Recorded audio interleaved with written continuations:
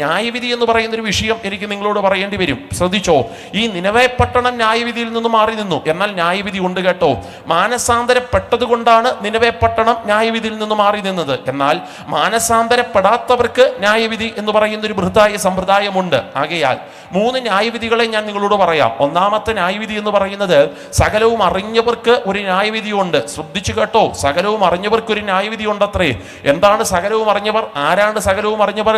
സകലവും അറിഞ്ഞത് പെന്തക്കോസുകാരായി നമ്മളാണ്. അപ്പൊ നമുക്കെന്തുകൊണ്ട്? നമുക്കൊരു ന്യായവിധി ഉണ്ട്. അടുത്തിരിക്കുന്ന ആളെ കരമൊക്കെ പിടിച്ച് ചിരിച്ചുകൊണ്ട് പറഞ്ഞാട്ടെ, വടിവെട്ടാൻ ദൈവം പോയിട്ടേ ഉള്ളൂ. സന്തോഷത്തോടെ പറഞ്ഞാട്ടെ, മുഖം വീർപ്പിച്ചൊന്നുമല്ല, ദേഷ്യപ്പെട്ടല്ല, സന്തോഷത്തോടെ പറഞ്ഞേ, വടിവെട്ടാൻ ദൈവം പോയിട്ടേ ഉള്ളൂ. അടി തുടങ്ങുകയാണെങ്കിൽ ന്യായവിധി, ബൈബിളിൽ കിടക്കുന്ന വാക്ക് ന്യായവിധി ദൈവഗ്രഹത്തിൽ നിന്ന് ആരംഭിച്ചാൽ അതനുസരിക്കാത്തവന്റെ ഗതി എന്താകുമെന്ന് കിടക്കുക. അപ്പൊ സത്യത്തെ ദൈവം വടിവെട്ടാൻ പോയിട്ടേ ഉള്ളെങ്കിൽ ആദ്യത്തെ അടി എവിടെ നിന്ന് തുടങ്ങുന്നതെന്ന് അറിയാമോ? ആദ്യത്തെ അടി ഗ്രഹത്തിൽ നിന്ന് ആരംഭിക്കും. ഗ്രഹമേതാ? അത് സഭയാണ്. അപ്പൊ നമുക്കിട്ടാണ് ആദ്യത്തെ അടി എന്ന് പറയുന്നത്. ഇനി നിങ്ങൾക്ക് സന്തോഷമുള്ളൊരു കാര്യം കൂടെ ഞാൻ പറയാം. ആദ്യത്തെ അടി ഗ്രഹത്തിൽ നിന്ന് ആരംഭിച്ചാൽ ആദ്യത്തെ അടി ആർക്കാ പാസ്റ്ററേ ഉള്ളത്? അത് ഗ്രഹത്തിൽ നിന്ന് തുടങ്ങുന്നത്. പക്ഷെ ഫസ്റ്റ് അടി അതാർക്കാറുള്ളത്? ആദ്യത്തെ അടി ഞാൻ ഇങ്ങനെ പറയാം, പാസ്റ്റർമാരായി ഞങ്ങൾക്ക് ഇട്ടാണുള്ളത്. സ്തോത്രം. കണ്ടോ, അത് പറഞ്ഞപ്പോൾ ചിലരുടെ മുഖമൊക്കെ വല്ലാതങ്ങ് സന്തോഷം കൊണ്ട് വിടർന്നു. സ്തോത്രം. ഉണ്ടോ പാസ്റ്റർ? അങ്ങനെയൊക്കെ ഉണ്ടോ? നിശ്ചയമായിട്ടും. അതുകൊണ്ടാണ് പൗലോസ് പറയുന്നത്, ന്യായവിധി വരും എന്നറിഞ്ഞ് നിങ്ങളിൽ ഒത്തിരി പേർ ഉപദേഷ്ടാക്കന്മാർ ആകരുതെന്ന് പറയുക. എന്ന് വെച്ചാൽ ഈ രസമായി ഇതൊക്കെ കേൾക്കാൻ തുടർന്നുള്ള സമയങ്ങൾ കർത്താവിന്റെ ദാസൻ പാസ്റ്റർ റവറൻ ഡോക്ടർ സോയാൻസോ എഴുന്നേറ്റ് വരും. ലോകരാജ്യങ്ങളിൽ പ്രയോജനപ്പെടുന്ന അഭിഷക്തൻ എഴുന്നേറ്റ് വരുമ്പോൾ നമുക്ക് എഴുന്നേറ്റ് നിന്ന് കരങ്ങളെ അടിച്ച് കർത്താവിന്റെ ദാസനെ സ്വീകരിക്കാം. കേൾക്കാനൊക്കെ രസമാ, ഒരു രോമാഞ്ചമൊക്കെ വരുന്നുണ്ട്. പക്ഷേ അടി തുടങ്ങുകയാണെങ്കിൽ ആദ്യം പ്രസംഗിച്ചിട്ട് എനിക്ക് തമ്പുരാൻ അടി തരത്തുള്ളൂ. ഞാൻ ഈ മീറ്റിംഗ് കഴിഞ്ഞിട്ട് നാളെ രാത്രിത്തെയും കൂടെ യോഗം കഴിഞ്ഞ് തിരിച്ച് കൊട്ടാരക്കരയ്ക്ക് പോകുമ്പോൾ എൻ്റെ വണ്ടിക്കകത്ത് ഇറങ്ങി വരുന്ന ദൈവസാന്നിധ്യം എന്നോട് പറയാണെന്ന് ചിന്തിക്ക്. സ്തോത്രം. എടാ, പ്രസംഗിച്ച് നീ ഗുണപ്പെട്ടിട്ടില്ല, പിന്നെ കേട്ട അവരെങ്ങനാടാ മാനസാന്തരപ്പെടുന്നതെന്ന് പറഞ്ഞ് ആദ്യത്തെ അടി ദൈവം എനിക്ക് തരത്തുള്ളൂ. പിന്നെ കേട്ട നിങ്ങളെ പോലും തമ്പുരാൻ അടിക്കുള്ളൂ. അപ്പോൾ ഒന്നാമത്തെ അടി ആമേൻ സകലവും അറിഞ്ഞവർക്കുള്ള അടിയാ. ഇനി രണ്ടാമത്തെ ന്യായവിധിയെ കുറിച്ച് ബൈബിളിൽ കിടക്കുന്ന വാക്ക് ദൂതന്മാർക്ക് ന്യായവിധി ഉണ്ട്. അതെവിടെ വാക്യം? യൂദായുടെ ലേഖനം 5, 6, 7 വാക്യങ്ങളാണ് ഞാൻ ഈ പറഞ്ഞുകൊണ്ടിരിക്കുന്നത്. ആമേൻ. ദൂതന്മാർക്ക് ന്യായവിധി ഉണ്ട്. ആരാ ദൂതന്മാര്? അച്ഛാ, മനസ്സുകൊണ്ട് ചിന്തിച്ചേ. 2 കൊണ്ട് മുഖം മൂടി, 2 കൊണ്ട് പാദം മൂടി, 2 കൊണ്ട് പറന്നു. സൈന്യങ്ങളുടെ ദൈവമായ യഹോവ പരിശുദ്ധൻ പരിശുദ്ധൻ പരിശുദ്ധൻ എന്ന് ആർത്തു വിളിക്കുന്ന ദൈവത്തിന്റെ ദൂതന്മാർ എപ്പോഴൊക്കെ? വെള്ളിയാഴ്ച മാത്രമല്ല, ഞായറാഴ്ച സഭായോഗത്തിൽ മാത്രമല്ല, 2.5 മണിക്കൂർ മാത്രമല്ല, പകരം 24/7 24 മണിക്കൂറും 7 ദിവസവും നിർത്താതെ ആരാധിക്കുന്ന ദൈവത്തിന്റെ ദൂതന്മാർ. അങ്ങാണ്ട് വാഴ്ച കാത്തുകൊണ്ടില്ല, അകത്തൊരു നികളം. ദൈവത്തെ പോലായാലെന്താ? കൊള്ളാമല്ലോ. അങ്ങനൊന്നും ആയാലെന്താ? ആ പദവിയിലൊന്ന് ഇരുന്നാൽ എന്താ കുഴപ്പം എന്നൊന്ന് ചിന്തിച്ചതിന്റെ പേരിൽ അവസാനത്തെ വിധിക്ക് വേണ്ടി അവരെ ദൈവം സൂക്ഷിച്ചു വെച്ചിരിക്കുകയാണെന്ന്. 24 മണിക്കൂറും 7 ദിവസവും നിർത്താതെ ആരാധിച്ച ദൈവത്തിന്റെ ദൂതന്മാർക്ക് ന്യായവിധി ഉണ്ടെങ്കിൽ 2.5 മണിക്കൂർ ആരാധിക്കുന്ന നമ്മുടെ ഗതികേടോ? അടി ഉറപ്പാണ്. ഒരു സ്വത്രം പറഞ്ഞാട്ടെ. ആ കാര്യത്തിൽ നമുക്കൊരു കൺഫേമായി. ഇനി മൂന്നാമത്തെ ന്യായവിധി കേൾക്കണമേ. അത് സൊദോമും ഗൊമോറയ്ക്കുമുള്ള ന്യായവിധിയാണ്. 7-ാമത്തെ വാക്യത്തിൽ കിടക്കുക. ഏറെ ഈ സൊദോമും ഗൊമോറയും അത് ജാതീയ പട്ടണങ്ങളാ. അവർ കർത്താവിനെ അറിയാത്തവരാ. അപ്പൊ യേശുവിനെ അറിയാത്തവർക്ക് ന്യായവിധി ഉണ്ട്. 3 ഗ്രൂപ്പുകൾക്കാണ് ന്യായവിധി. ഞാൻ പറഞ്ഞു, സകലവും അറിഞ്ഞവർക്ക്, ദൂതന്മാർക്ക്, പിന്നെ ജാതീയ പട്ടണങ്ങൾ, യേശുവിനെ അറിയാത്തവർക്ക് ന്യായവിധിയുണ്ട്. ഇത് 3 ന്യായവിധികളാണെങ്കിൽ ഈ 3 ന്യായവിധികൾ നടപ്പാക്കുന്ന 5 കോടതികളുണ്ട്. ഇല്ല പാസ്റ്റർ, ഞങ്ങൾ പെന്തക്കോസുകാരാണ്, നോ, ഞങ്ങൾ കോടതിയിലൊന്നും കയറത്തില്ല എന്ന് എത്ര വാശി പിടിച്ചാലും ഈ 5 കോടതിയിൽ ഒരു കോടതിയിൽ നമ്മൾ കയറിയേ പറ്റത്തുള്ളൂ. ആകയാൽ ന്യായവിധി നടപ്പാക്കുന്ന 1-ാമത്തെ കോടതി കേൾക്കണം. ആമേൻ. അത് മനസാക്ഷിയുടെ കോടതിയാണ്. എന്ന് വെച്ചാൽ നമ്മുടെ മനസാക്ഷി ഒരു കോടതിയാണെന്ന് നന്ദിയോടെ ദൈവത്തിന് സ്തോത്രം ചൊല്ലുക. ഒരു ചെറിയ തെറ്റൊക്കെ ചെയ്യുമ്പോഴേ, ഒരു ചെറിയ ഗുരുത്തക്കടൊക്കെ ചെയ്യുമ്പോഴേ നാട്യ ദൈവം പരസ്യമാക്കാൻ നിൽക്കത്തില്ല. ആദ്യം മനസാക്ഷിയുടെ കോടതിക്കകത്ത് കാര്യം ദൈവം കൊണ്ടുവരും. സ്തോത്രം. ആ കേസ് അവിടെ തീർത്താൽ നമ്മൾ രക്ഷപ്പെട്ടു, പിന്നെ നമുക്ക് കുറ്റമൊന്നുമില്ല. ഇവിടെയാണ് സക്കായിയുടെ അടുക്കൽ യേശു കർത്താവ് വീട്ടിൽ ചെന്നിട്ട് സക്കായിയുടെ അടുക്കൽ വന്നിട്ട് പറയുക, ഇന്ന് ഞാൻ നിന്നോടുകൂടെ വീട്ടിൽ വരാൻ പോവുകയാണെന്ന്. ഞാനിതൊക്കെ പറയുമ്പോൾ പ്രസംഗം കേട്ട് പരിചയമുള്ളതിൻ്റെ ലാഘവത്തോടല്ല നമ്മൾ ഇരിക്കുന്നതെന്ന് നിശ്ചയമായി ഞാൻ മനസ്സിലാക്കുക. എൻ്റെ മുന്നു പ്രിയപ്പെട്ടവരെ, ഞാനതൊക്കെ പറയുമ്പോൾ ഭാവനയിലൊന്ന് കണ്ടാട്ടെ. ജസ്റ്റ് കർത്താവിനെ ഒന്ന് കണ്ടേച്ചും പോകാൻ വന്നവനാ. അവൻ്റെ വിഷയം എന്താ? പലപ്പോഴും ഞാൻ മനസ്സുകൊണ്ട് ചിന്തിക്കാറുണ്ട്. ഈ സക്കായുടെ വിഷയം എന്താ? സക്കായിയുടെ വിഷയം പറയാൻ കഴിവുള്ള ആരെങ്കിലും ഇന്ന് രാത്രി യോഗത്തിനകത്ത് വന്നിട്ടുണ്ടോ? അമ്മമ്മ, സക്കായുടെ വിഷയം എന്നാ? കടഭാരമാണോ? പുള്ളിയുടെ വിഷയം എന്നാ? അങ്ങളെ സക്കായുടെ വിഷയം എന്നാ? ആ മനുഷ്യന് യേശുവിനെ കണ്ടേച്ചും വേണം ആ ലോൺ ഒന്ന് പാസ്സാക്കുന്ന കാര്യം യേശുവിനോടൊന്ന് പറയാം. യേശുവിനെ കണ്ടേച്ചു വേണം ഒരു കൊച്ചു കൺവെൻഷൻ യേശുവിനെ കൊണ്ടൊന്ന് നടത്താൻ. സക്കായുടെ വിഷയം എന്നാ? ബൈബിളിൽ സക്കായിയെ കുറിച്ച് കിടക്കുന്ന വാക്ക്, സക്കായിക്ക് ഒരു വിഷയമില്ല. അതാണ് ആ പുള്ളിയുടെ വിഷയം. ഒരു സ്വത്രം പറഞ്ഞേ. ഒരു വിഷയമില്ലാത്തൊരു മനുഷ്യൻ. സ്തോത്രം. ആ മനുഷ്യനോട് ചോദിക്കുക, എന്തിനാ കർത്താവിനെ കാണുന്നേ? അങ്ങനൊന്നും ഇല്ല പാസ്റ്റേ, അവൻ എങ്ങനെയുള്ളവനെന്ന് കണ്ടേച്ചും പോകണം. യേശുവിന് കൈ കൊടുക്കണോ സക്കായി? ഓ അതൊന്നും വേണ്ട പാസ്റ്റേ. അവൻ യേശുവിനെ ഹഗ് ചെയ്തിട്ട് പോയാലോ? അതൊന്നും വേണ്ട. വെറുതെ എന്തിനാ യേശുവിനെ ശല്യപ്പെടുത്തുന്നേ? യേശുവിനെ വിളിച്ച് വീട്ടിൽ കൊണ്ടുവന്നൊരു യോഗം നടത്താം. വേണ്ട വേണ്ട വേണ്ട, അതൊന്നും വേണ്ട. യേശു തിരക്കല്ലേ, ബിസിയല്ലേ? ഒന്ന് കണ്ടേച്ചു, അവൻ എങ്ങനെയുള്ളവനെന്ന് കണ്ടാൽ മാത്രം മതി. അപ്പൊ പിന്നെ നാട്ടുകാരെ ശല്യപ്പെടുത്തണ്ടല്ലോ എന്ന് ചിന്തിച്ചേ അവൻ കാട്ടത്തിയുടെ മണ്ടയ്ക്ക് കയറി ഇരിക്കുകയാണ്. പണ്ടങ്ങാണ്ട് ഈ ബൈബിൾ വിമർശിച്ച ഒരാൾ പ്രസംഗിച്ചപ്പോൾ അദ്ദേഹം പറഞ്ഞു, യേശു കാട്ടത്തിയുടെ മുമ്പേ വന്ന് നിൽക്കാൻ കാരണം, ബൈബിൾ വിശ്വസിച്ചതല്ല, ബൈബിൾ വിമർശിച്ച ഒരാൾ പ്രസംഗിച്ചപ്പോൾ പറഞ്ഞു, യേശു കാട്ടത്തിയുടെ മുമ്പേ വന്ന് നിൽക്കാൻ കാരണം യേശു ദൈവമായത് കൊണ്ടൊന്നുമല്ല, പിന്നെ ഈ കാട്ടത്തിയുടെ മുമ്പേ വന്നപ്പോൾ ഈ മണ്ടയ്ക്ക് കയറിയവന്റെ ചെരുപ്പ് താഴെ ഉണ്ടായിരുന്നെന്ന്. അപ്പൊ യേശു ഇങ്ങനെ വന്ന് നിന്ന് ചെരുപ്പുറം താഴെ കിടക്കുന്നല്ലോ, മേളിലൊരുങ്ങാനും ഒരുത്തനുണ്ടോ എന്ന് പറഞ്ഞാണ് യേശു നോക്കിയതെന്ന് ബൈബിൾ വിമർശിച്ച ഒരാൾ പ്രസംഗിച്ചു. അപ്പോഴും ഒരു അമ്മച്ചി സ്വോത്രം പറഞ്ഞു. ഒരു സ്വോത്രം പറഞ്ഞാട്ടെ. അപ്പൊ ഈ വിമർശിച്ച ആള് ചോദിച്ചു, അതിനെന്തിനാ അമ്മച്ചി സ്വോത്രം പറയുന്നേ? അമ്മച്ചി പറഞ്ഞു, എടോ മനുഷ്യ, നിങ്ങൾ പറയുന്നതൊക്കെ മേളിൽ കയറിയവന്റെ ചെരുപ്പ് താഴെ ഉണ്ടെന്നൊന്നും ബൈബിൾ പഠിപ്പിക്കുന്നില്ല. ഇല്ല, ഇനി മേളിൽ കയറിയവന് ചെരുപ്പ് കൊണ്ട് കയറാൻ പറ്റത്തില്ല, അവൻ ചെരുപ്പ് താഴെ ഇട്ടിട്ടാ കയറിയെന്ന് ചിന്തിക്കും. എന്നാലും ഞാൻ സ്വോത്രം പറയാൻ കാരണം, ആ ചെരുപ്പ് കുറേ നേരം നോക്കി നിന്നുകൊണ്ട് ലൂണാറിന്റെ ഉടമസ്ഥനെ ഇറങ്ങി വരാനല്ലല്ലോ, സക്കായി ഇറങ്ങി വരാനല്ലേ പറഞ്ഞത്, അപ്പോഴും പേര് വിളിക്കുന്നൊരു ദൈവം ഉണ്ടല്ലോ എന്ന്. സ്തോത്രം. എന്തായാലും ഇറങ്ങി വന്നു. ഇറങ്ങി വന്നവനോട് തമ്പുരാൻ പറഞ്ഞേ, ഇന്ന് ഞാൻ നിന്നോട് കൂടെ വീട്ടിൽ വരാൻ പോവാ. എന്തിനാ? ഡിന്നർ കഴിക്കാൻ. ഞാനിത് ഇങ്ങനെ പറഞ്ഞാൽ മനസ്സിലാകുമോ എന്നെനിക്കറിയത്തില്ല. ഒരു ഉദാഹരണത്തിലൂടെ ഞാൻ നിങ്ങളോട് പറയുമ്പോൾ കുറേയും കൂടെ നിങ്ങൾക്ക് മനസ്സിലാകും എന്നാണ് എൻ്റെ വിശ്വാസം. ഇന്ന് രാത്രിയിൽ ഞാൻ ഈ മീറ്റിംഗ് കഴിയുമ്പോൾ ഇവിടുത്തെ ബഹുമാന്യ ദൈവദാസൻ പ്രിയ ആമേൻ സ്തോത്രം പരിശുദ്ധൻ ഡാനിയൽ അവറുകൾ സ്തോത്രം, അദ്ദേഹം എനിക്ക് വേണ്ടി ഫുഡ് സെറ്റ് ചെയ്തിട്ടുണ്ട്. ഇല്ല ദൈവാസനെ? ഉണ്ട്. സ്തോത്രം. ഫുഡ് സെറ്റ് ചെയ്തിട്ടുണ്ട്. അദ്ദേഹം എനിക്ക് വേണ്ടി നിശ്ചയമായിട്ടും ഭക്ഷണം ക്രമീകരിച്ചിട്ടുണ്ടായിരിക്കാം, ഉറപ്പായിട്ടും. അപ്പം ഞാൻ ഇന്ന് രാത്രി യോഗം കഴിഞ്ഞിട്ട് ഈ റോഡ് അങ്ങോട്ട് കയറി അദ്ദേഹത്തിന്റെ വീട്ടിൽ കയറി ഭക്ഷണം കഴിക്കുന്നെന്ന് പറഞ്ഞാൽ അദ്ദേഹത്തിന് ആശങ്കയൊന്നുമില്ല. കാരണം ഓൾറെഡി അദ്ദേഹം എനിക്ക് വേണ്ടി ക്രമീകരിച്ചതാ. അല്ല, ഇന്ന് രാത്രിയിൽ ഞാനിങ്ങനെ സംസാരിച്ചു കൊണ്ടിരിക്കുമ്പോൾ ആ ഫ്രണ്ടിൽ വന്നിരിക്കുന്ന അമ്മച്ചിയില്ലേ, ആ തലയാട്ടിക്കൊണ്ടിരിക്കുന്ന അമ്മച്ചിയുടെ അടുത്ത് ഞാൻ പറയാം, അമ്മച്ചി മീറ്റിംഗ് കഴിയുമ്പോൾ ഞാൻ അവിടെ അല്ല ഫുഡ് കഴിക്കുന്നത്, അമ്മച്ചിയുടെ വീട്ടിൽ വന്നാ കേട്ടോ. അയ്യോ, നെഞ്ചത്തോട് ഇടിവാള് പാസ് ചെയ്തു പാസ്റ്റേ. പാസ്റ്റർ ഈ 8:30 മണിക്ക് ഇങ്ങനെയൊക്കെ പറഞ്ഞു കഴിഞ്ഞാൽ വീട്ടിൽ കഞ്ഞിയും ചമ്മന്തി അല്ലാതെ വേറൊന്നുമില്ല. എന്നാലും സാറിയില്ല. ഒരു പാസ്റ്റർ വരുന്നെന്ന് പറഞ്ഞാൽ നല്ലൊരു സഹോദരിയാണെങ്കിൽ ഒരു 20 മിനിറ്റ് കൊണ്ട് കാര്യങ്ങൾ സെറ്റ് ചെയ്യാൻ ഒരു നല്ല സഹോദരിക്ക് പറ്റും. പക്ഷെ പ്രശ്നം എന്താണെന്ന് ചോദിച്ചാൽ, യേശു ഒരു വീട്ടിൽ കയറി ഫുഡ് കഴിക്കുന്നത് പറഞ്ഞാൽ യേശു മാത്രമൊന്നുമല്ല പോകുന്നത്. പിന്നെ ആര് പോവും? 12 ശിഷ്യന്മാർ പോവും. വിശന്നപ്പോൾ കതിര് പറിച്ച് തിന്നോമാര്. അമ്മമാരൊരു വീട്ടിൽ പോയാലുള്ള അവസ്ഥയൊന്നും ആലോചിച്ച് നോക്ക്. കരിമ്പൻ തോട്ടത്തിൽ ആന കയറുന്ന പോലെ ആയിരിക്കത്തില്ലേ? ഇനി പ്രശ്നം എന്താണെന്ന് ചോദിച്ചാൽ, ഇപ്പൊ 12+1 യേശു 13 സ്തോത്രം. ഇതൊരു ക്രൗഡല്ലേ ഈ നടന്നു വരുന്നേ, ഒരു കമ്മ്യൂണിറ്റി അല്ലേ ഇപ്പൊ ഈ നടന്നു വരുന്നേ. അപ്പൊ ഈ യേശു ഈ വീട്ടിലോട്ട് പോയാൽ പ്രതീക്ഷിക്കാതെ കുറെ 10-40 പുറകെ പോകത്തില്ലേ? എൻ്റെ സഹോദരങ്ങളെ, മനസ്സുകൊണ്ടൊന്ന് ചിന്തിച്ചേ. ജസ്റ്റ് ഒന്ന് കണ്ടേച്ചും പോകാൻ വന്നവന് 19 വെച്ച് വിളമ്പി കൊടുക്കേണ്ട ഗതികേട് ചില്ലറ പണിയാണോ? ഒരു സ്വോത്രം പറഞ്ഞേ. പ്രസംഗിക്കാൻ ഇതൊക്കെ എളുപ്പമാണ്, ചിന്തിച്ചു നോക്കുമ്പോൾ അതിൻ്റെ പാടൊക്കെ അറിയുന്നേ. പ്രതീക്ഷിക്കാതെ 19 വെച്ച് വിളമ്പിക്കൊടുക്കുക. എൻ്റെ പൊന്നു സഹോദരങ്ങളെ, ഈ ബ്ലസ് ഉപ്പുതറ എന്ന് പറയുന്ന അനുഗ്രഹിക്കപ്പെട്ട യോഗത്തിൻ്റെ 3-ാമത്തെ രാത്രി ഞാൻ പറയാം, ഇച്ചിരി ചെലവായാൽ എന്താ, ഇച്ചിരി മെനക്കെട്ടാൽ എന്താ, ഇങ്ങനെയൊക്കെ പന്തലൊക്കെ നടാൻ ഇച്ചിരി റിസ്ക് ഒക്കെ എടുത്ത് വാസം, ഇച്ചിരി ശാരീരിക അധ്വാനം, സമയം, പണമൊക്കെ ഇതിൻ്റെ പുറകിൽ ഒത്തിരി അധ്വാനിച്ചു, ഇച്ചിരി പണം ചെലവായാൽ എന്താ? ആമേൻ. പ്രതീക്ഷിക്കാത്തൊരു നന്മ വീട്ടിനകത്ത് വന്നു കയറിയില്ലയോ? എന്താ നന്മ? ഇന്ന് ഈ വീടിന് രക്ഷ വന്നിരിക്കുന്നു എന്ന് പറയുകയാണ്. നന്ദിയോടെ ദൈവത്തിന് സ്തോത്രം ചൊല്ലുകയാണ്. ആമേൻ. എൻ്റെ പൊന്നു പ്രിയപ്പെട്ടവരെ, ആ സക്കായുടെ വീട്ടിനകത്ത് യേശു വന്നപ്പോ യേശു ദൂതൊന്നും പറയാൻ നിന്നില്ല. യേശു ഇങ്ങനെ കണ്ണടച്ച് പ്രാർത്ഥിച്ചിട്ട്, കാണുന്നുണ്ടല്ലോടാ, കാണുന്നു. എന്തോ കാണുന്നു? നീ അന്യായമായി എന്തോ വേടിച്ചതുപോലെ ആമേൻ എനിക്ക് വെളിപ്പെട്ട് വരുന്നുണ്ട്, മര്യാദയ്ക്ക് തിരിച്ചു കൊടുത്തോണം. യേശു പറയാനൊന്നും നിന്നില്ല. യേശു ചുമ്മാ ഇങ്ങനെ ഫുഡ് കഴിച്ചുകൊണ്ടിരുന്നപ്പോൾ അവൻ അങ്ങോട്ട് ചെന്നിട്ട് പറയാ, കർത്താവേ, ഞാൻ അന്യായമായി വല്ലതും മേടിച്ചിട്ടുണ്ടെങ്കിൽ എന്ത് ചെയ്തോളാം?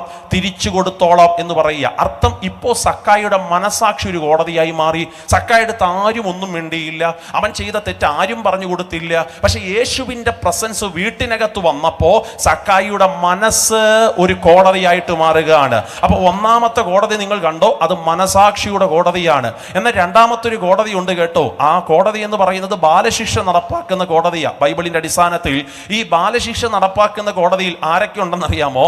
അത് ഞാനും കർത്താവും മാത്രമേ കാണത്തുള്ളൂ. ഇപ്പൊ യേശു ഒരു പപ്പയാണ്, ഞാനൊരു കൊച്ചാണ്. ഇവിടെയാണ് അപ്പൻ താൻ സ്നേഹിക്കുന്ന മക്കളെ ശിക്ഷിക്കുന്നു എന്നുള്ള വാക്യത്തിന്റെ ആഴം കിടക്കുക. ഞാൻ ഇന്ന് രാത്രി യോഗത്തിൽ വന്നവരോട് തന്മയത്വത്തോടൊരു കാര്യം പറയാം. എല്ലാ ദിവസവും രാവിലെ എഴുന്നേറ്റ് ഒരു നല്ല ബെഡ് കോഫി കുടിച്ച് ആ ദിവസം ആരംഭിക്കുന്നതിനേക്കാൾ മുമ്പ് രാവിലെ എഴുന്നേറ്റിട്ട് ഈ ബാലശിക്ഷ നടപ്പാക്കുന്ന കോടതി കയറി നിന്നിട്ട് പറയണം, കർത്താവേ, ഇന്നലെ ചെയ്ത തെറ്റിന് അടി തന്നില്ലല്ലോ, എന്തോ പറ്റി? സമയം ഇപ്പൊ ഭയങ്കര തിരക്കല്ലേ, അടി തന്നോ എന്ന് പറഞ്ഞ് ചോദിച്ച അടി മേടിച്ചോണം രാവിലെ.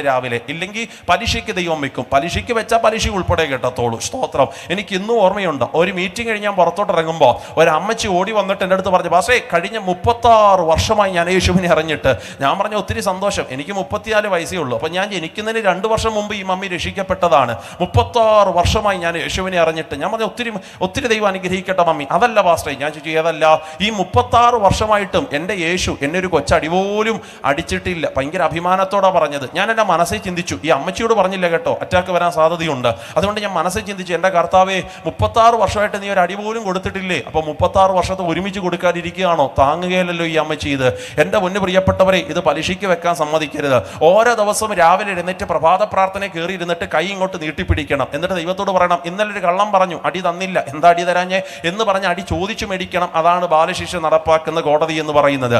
എന്നാൽ മൂന്നാമത്തെ കോടതി കേൾക്കണേ, നമ്മുടെ വീടൊരു കോടതിയാ. സ്തോത്രം. ഇന്ന് രാത്രി ഞാൻ യോഗത്തിനകത്ത് വന്നവരോട് ചോദിക്കുക, സ്വന്തം പപ്പയുടെയും മമ്മിയുടെയും കയ്യിൽ നിന്നും നല്ല അടിയൊക്കെ കിട്ടിയവർ ആ കരമൊന്നും ഉയർത്തി സ്വോത്രമൊന്നും പറയണ്ട, കരമൊന്നും ഉയർത്തി കാണിക്കാൻ പറഞ്ഞാൽ എത്ര പേര് കരങ്ങൾ ഉയർത്തി കാണിക്കും? സ്വന്തം പപ്പയുടെ മമ്മി ഇതുപോലെ കള്ളം പറയുന്ന ഗ്രൂപ്പ്. നന്ദിയോടെ ദൈവത്തിന് സ്വോത്രം പറയുക. സ്വന്തം പപ്പയുടെ മമ്മിയുടെ കയ്യിൽ നിന്ന് നിങ്ങൾ അടിമേടിച്ചിട്ടില്ല? ഇഷ്ടം പോലെ ഇന്നും കിട്ടാറുണ്ടല്ലോ. നന്ദിയോടെ ദൈവത്തിന് സ്തോത്രം ചൊല്ലുക. എൻ്റെ മുന്നേ പ്രിയപ്പെട്ടവരെ, അത് നമ്മുടെ വീടൊരു കോടതി ആയതുകൊണ്ടല്ലേ. വീടൊരു കോടതിയാന്നേ. നല്ലൊരു പ്രാർത്ഥിക്കുന്ന പപ്പയും മമ്മിയും ഒരു അപ്പച്ചനും ഒക്കെ ഒരു വീട്ടിലുണ്ടെങ്കിൽ വീടൊരു കോടതിയാണ്. സ്തോത്രം. എന്നാൽ നാലാമത്തെ കോടതി കേൾക്കണേ. നാലാമത്തെ കോടതി നമ്മുടെ സഭ ഒരു കോടതിയാ, നമ്മുടെ ചർച്ച ഒരു കോടതിയാണെന്ന് ഞാൻ പറയാം. കുടുംബ വഴക്കൊക്കെ ഉണ്ടാക്കുമ്പോൾ നേരെ കുടുംബ കോടതിയിലോട്ട് വെച്ച് പിടിക്കരുത്. സഭ ഒരു കോടതിയാണ്. ഇവിടെ വാ, ഇവിടെ കൃപയുള്ള അഭിഷക്തന്മാരും മൂപ്പന്മാരൊക്കെ ഉണ്ട്. ഇവിടെ ഈ പ്രശ്നം നമുക്ക് പരിഹരിക്കാൻ പറ്റും. ഈ ഇരിക്കുന്ന കർത്തദാസന്മാരോട് ചോദിക്ക്, എന്തെല്ലാം കുടുംബ വഴക്കുകൾ അവർ പരിഹരിച്ചിട്ടുണ്ട്. സഭ ഒരു കോടതിയാകുന്നത് കൊണ്ടാണ്. ഞാൻ ഡിഗ്രിക്ക് പഠിക്കുന്ന സമയത്ത് എൻ്റെ കൂടെ പെന്തക്കോസുകാരുണ്ട്, പ്ലസ് മുസ്ലിം കുട്ടികളും ഉണ്ട്. അപ്പൊ ഈ പെന്തക്കോസുകാർ പിള്ളേരെ കുരുത്തക്കേട് കാണിക്കുമ്പോഴോ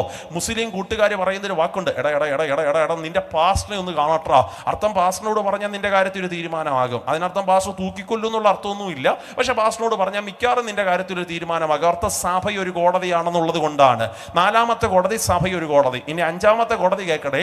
അഞ്ചാമത്തെ കോടതിയാണ് സുപ്രീം കോർട്ട് എന്ന് പറയുന്നത്. അതവിടെ പാസ്റ്റേ അതങ്ങ് മേളിലാണ്. സ്തോത്രം. സ്വർഗീയ കോടതി എന്ന് ഞാൻ അതിനെ വിശേഷിപ്പിക്കാം. അവിടെ ഒരു പ്രത്യേകതയുണ്ട് കേട്ടോ. ആ പദം ഒന്ന് ചെവി തുറന്ന് കേൾക്കണം. ഈ സ്വർഗീയ കോടതിക്കകത്ത് നമ്മൾ ചെല്ലുമ്പോൾ വിസ്താരത്തിന് നമുക്ക് സമയമില്ല. വിസ്താരത്തിന് സമയമില്ലെന്ന് പറഞ്ഞു കഴിഞ്ഞാൽ കർത്താവ് ഇങ്ങനെ പുസ്തകം തുറക്കാൻ പറയും. പുസ്തകം തുറക്ക് ദൂതനെ. പുസ്തകം തുറന്നു. സൂസിയുടെ പേരുണ്ടോ? ഇല്ല.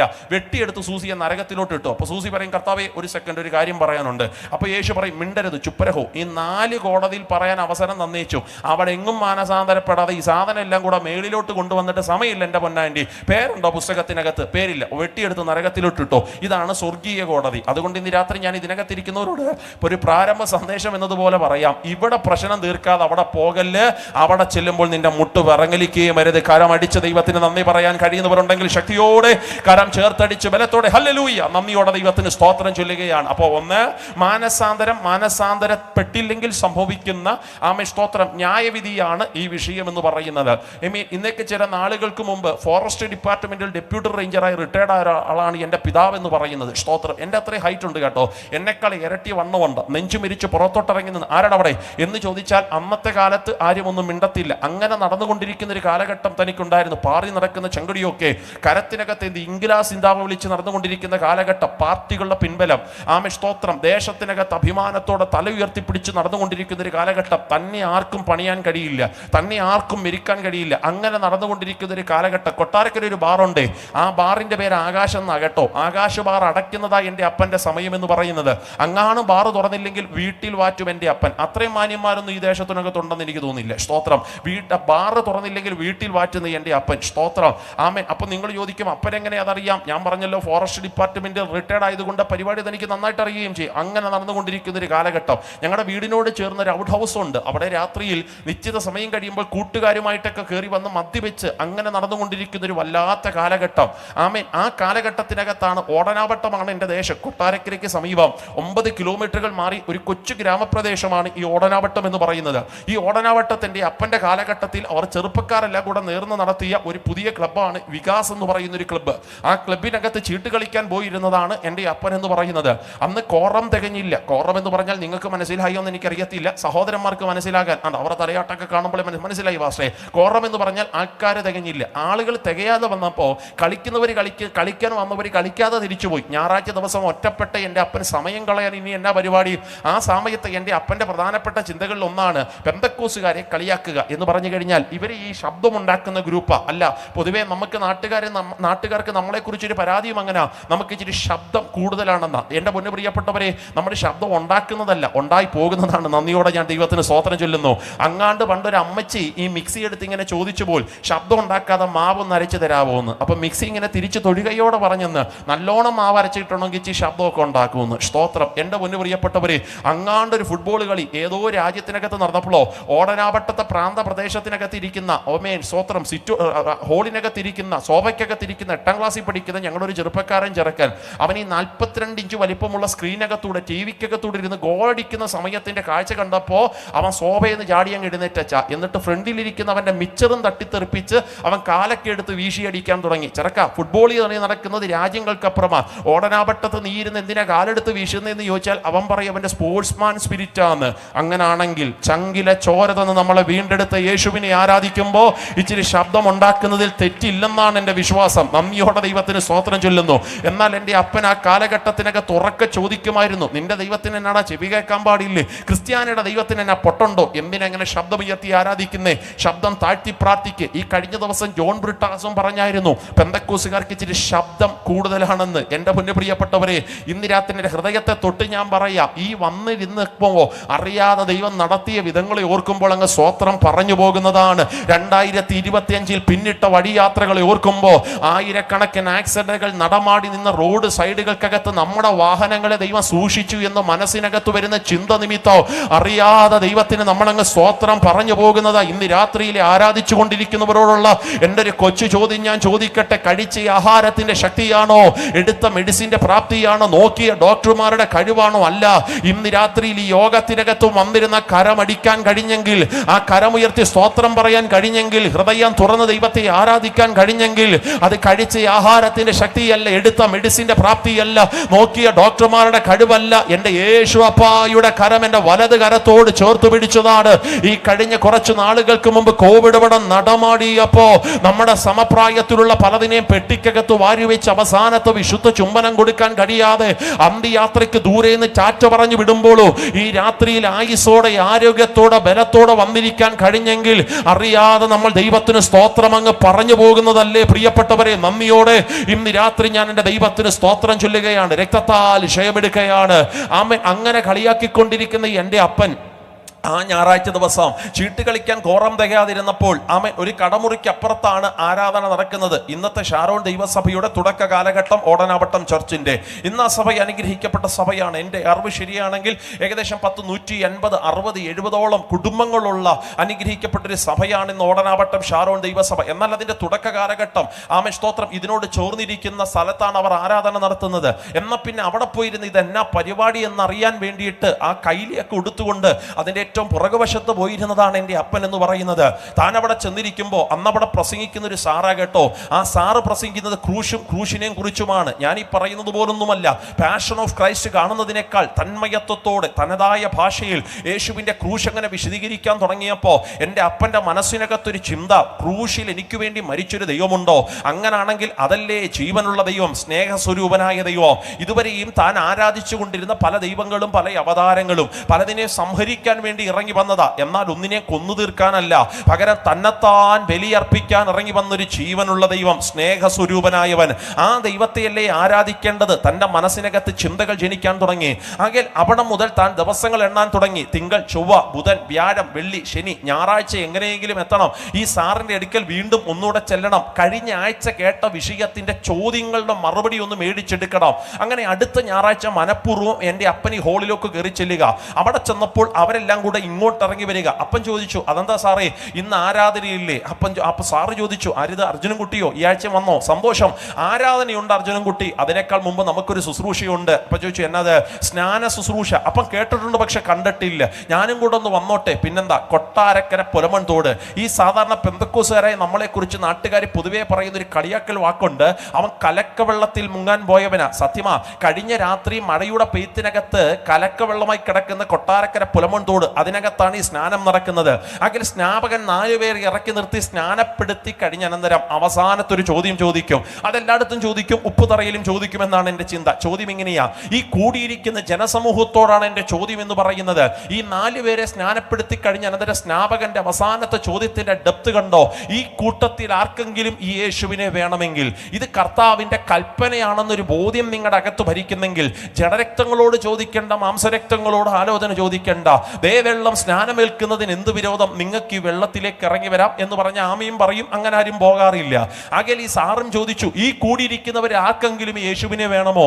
വേണമെങ്കിൽ വെള്ളം തേണ്ടേ? സ്നാനമേൽക്കുന്നതിന് എന്ത് വിരോധം എന്ന് ചോദിച്ചപ്പോ എൻ്റെ അപ്പനങ്ങ് ഇറങ്ങിച്ചെന്നു. സ്തോത്രം. സാറ് ചോദിച്ചു, അർജുനൻകുട്ടി കുളിക്കാൻ വന്നതാണോ? അല്ല, സ്നാനപ്പെടാൻ വന്നതാ. സ്തോത്രം. എൻ്റെ അർജുനൻകുട്ടി ഇതിന് ക്ലാസ്സൊക്കെ ഉണ്ട്. കഴിഞ്ഞ ആഴ്ച ചീട്ട് കളിക്കാൻ കോറം തയ്യാതെ അങ്ങോട്ട് കയറി വന്നല്ലേ ഉള്ളൂ, അതിനേക്കാൾ മുമ്പൊക്കെ വേണോ? അപ്പം പറഞ്ഞു, എൻ്റെ പൊന്നു സാറേ, കഴിഞ്ഞ ഒരാഴ്ചയായിട്ട് മനസ്സിൻ്റെ സംശയമാണ്, എങ്ങനെ സ്വർഗത്ത് പോകാൻ പറ്റും? ഇതാണ് ഇതിൻ്റെ പരിപാടിയല്ലേ? എങ്കിൽ എനിക്ക് യേശുവിനോടുകൂടെ ചേരണം. അവസാനം കൃപയുള്ള കുറച്ച് മൂപ്പന്മാരിൽ ആരോ പറഞ്ഞു, എൻ്റെ പാസ്റ്ററെ, ഒരു ആത്മാവിൻ്റെ വിലയല്ലേ, സ്നാനപ്പെടുത്ത്, ബാക്കി നമുക്ക് വരുന്നിടത്ത് വെച്ച് നോക്കാം. അങ്ങനെ വെള്ളത്തിനകത്ത് വെച്ച് ക്ലാസ് എടുത്തിട്ടാണ് എൻ്റെ അപ്പനെ അവർ സ്നാനപ്പെടുത്തുന്നത്. ഇന്നും എൻ്റെ അപ്പ സാക്ഷ്യം പറയുമ്പോൾ ഒരു പദം ഇറങ്ങി പറയാറുണ്ട്, അറിഞ്ഞു അറിയാതെ വെള്ളത്തിനകത്ത് മുങ്ങിപ്പൊങ്ങിയപ്പോ പഴയ അർച്ചനൻകുട്ടി അങ്ങ് മരിച്ചുപോയടാ. ഒരു മാനസാന്തരത്തിന്റെ മനുഷ്യനാ പിന്നത്തേതിൽ എഴുന്നേറ്റു വന്നത്. ഇന്ന് രാത്രി ശിക്ഷാവിധിയുടെ, ന്യായവിധിയുടെ ബൃഹത്തായ സമ്പ്രദായത്തിൽ നിന്നും ഉപ്പുതറ എന്ന് പറയുന്ന ഈ അനുഗ്രഹിക്കപ്പെട്ട ദേശം വിടിവിക്കപ്പെടണമെങ്കിൽ, മാറി നിൽക്കണമെങ്കിൽ, ആ ന്യായവിധിയിൽ നിന്നും ഒരു മാറ്റം ഇന്ന് രാത്രി സംഭവിക്കണമെങ്കിൽ, ആ ശിക്ഷാവിധിയിൽ നിന്നും ഇന്ന് രാത്രി നിനക്ക് ഒഴിഞ്ഞിരിക്കണമെങ്കിൽ ഒരൊറ്റ ഓപ്ഷനേ ഉള്ളൂ. നേർച്ച കാഴ്ച കൊണ്ട് നടക്കുകയില്ല. പണം കൊടുത്ത് പ്രസാദിപ്പിക്കാം എന്നൊരു ചിന്തയുണ്ടെങ്കിൽ നടക്കത്തില്ല കേട്ടോ. ആമൻ. തലയ്ക്കകത്ത് വലിയ ഭാരം ചുമ്മിക്കൊണ്ട് നീ നാട് മൊത്തവും നടന്നാലും നിന്റെ പാപഭാരത്തിന്റെ കെട്ടിന്ന് രാത്രി അടിയത്തില്ല. മാനസാന്തരത്തിനൊരൊറ്റ വഴിയെ വേദപുസ്തകം പറയുന്നുള്ളൂ. അത് ഇന്ന് രാത്രിയിൽ അതാ വിടുവിക്കപ്പെടാൻ ഒരൊറ്റ വഴിയെ വേദപുസ്തകം പറയുന്നുള്ളൂ. അത് മാനസാന്തരമല്ലാതെ മറ്റൊന്നുമല്ലെന്ന് വിശ്വസിക്കുന്ന ദൈവത്തിന്റെ മക്കൾ ഇന്ന് രാത്രി യോഗത്തിനകത്തുണ്ടെങ്കിൽ അവരെ ഓർത്ത് ഞാൻ ദൈവത്തിന് സ്തോത്രം ചൊല്ലുന്നു. അല്ല, ആമൻ സ്തോത്രം. ആമൻ സ്തോത്രം. കടിച്ചു കീറുന്ന ചെന്നായിയുടെ സ്വഭാവമുള്ള നമ്മളിൽ പലരെയും ഒരു കുഞ്ഞാടിനെ പോലെ നമ്മളെ മെരുക്കിയെടുത്തത് ആ മാനസാന്തരത്തിന്റെ അനുഭവം നമ്മുടെ മേൽ വന്നതുകൊണ്ടല്ലേ. ഈ സഹോദരന്മാരുടെ ഭാഗം നിങ്ങൾ നോക്ക്.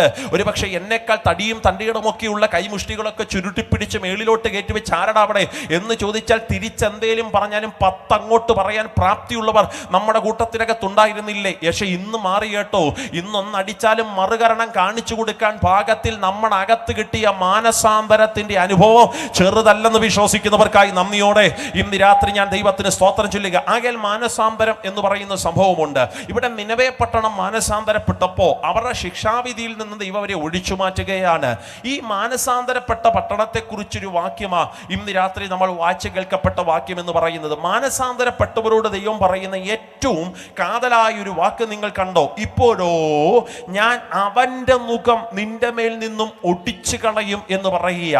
ഇന്ന് രാത്രിയിൽ ഈ ദേശത്തോട് പറയേണ്ട ആത്മീയ സത്യത്തിലേക്ക് ഞാൻ വരുമ്പോൾ എൻ്റെ ഹൃദയത്തിന്റെ മുഴുവൻ അകത്ത് തട്ടുന്ന ദൈവസാന്നിധ്യത്തെ സാക്ഷി നിർത്തിക്കൊണ്ട് ഞാൻ പറയാം, ഇന്ന് രാത്രിയിൽ ദൈവത്തിലേക്കൊന്ന് മനസ്സ് തിരിയാൻ മനസ്സുകൊണ്ട് ആഗ്രഹിച്ചാൽ, കർത്താവിലേക്ക് ഇന്ന് രാത്രി നീ തിരിയാൻ ആഗ്രഹിച്ചാൽ, ഞാൻ ആവർത്തിക്കട്ട പദങ്ങളൊക്കെ, പണം കൊടുത്ത് ദൈവത്തെ പ്രസാദിപ്പിക്കാം എന്നൊരു ചിന്തയുണ്ടെങ്കിൽ അബദ്ധമാകട്ടോ.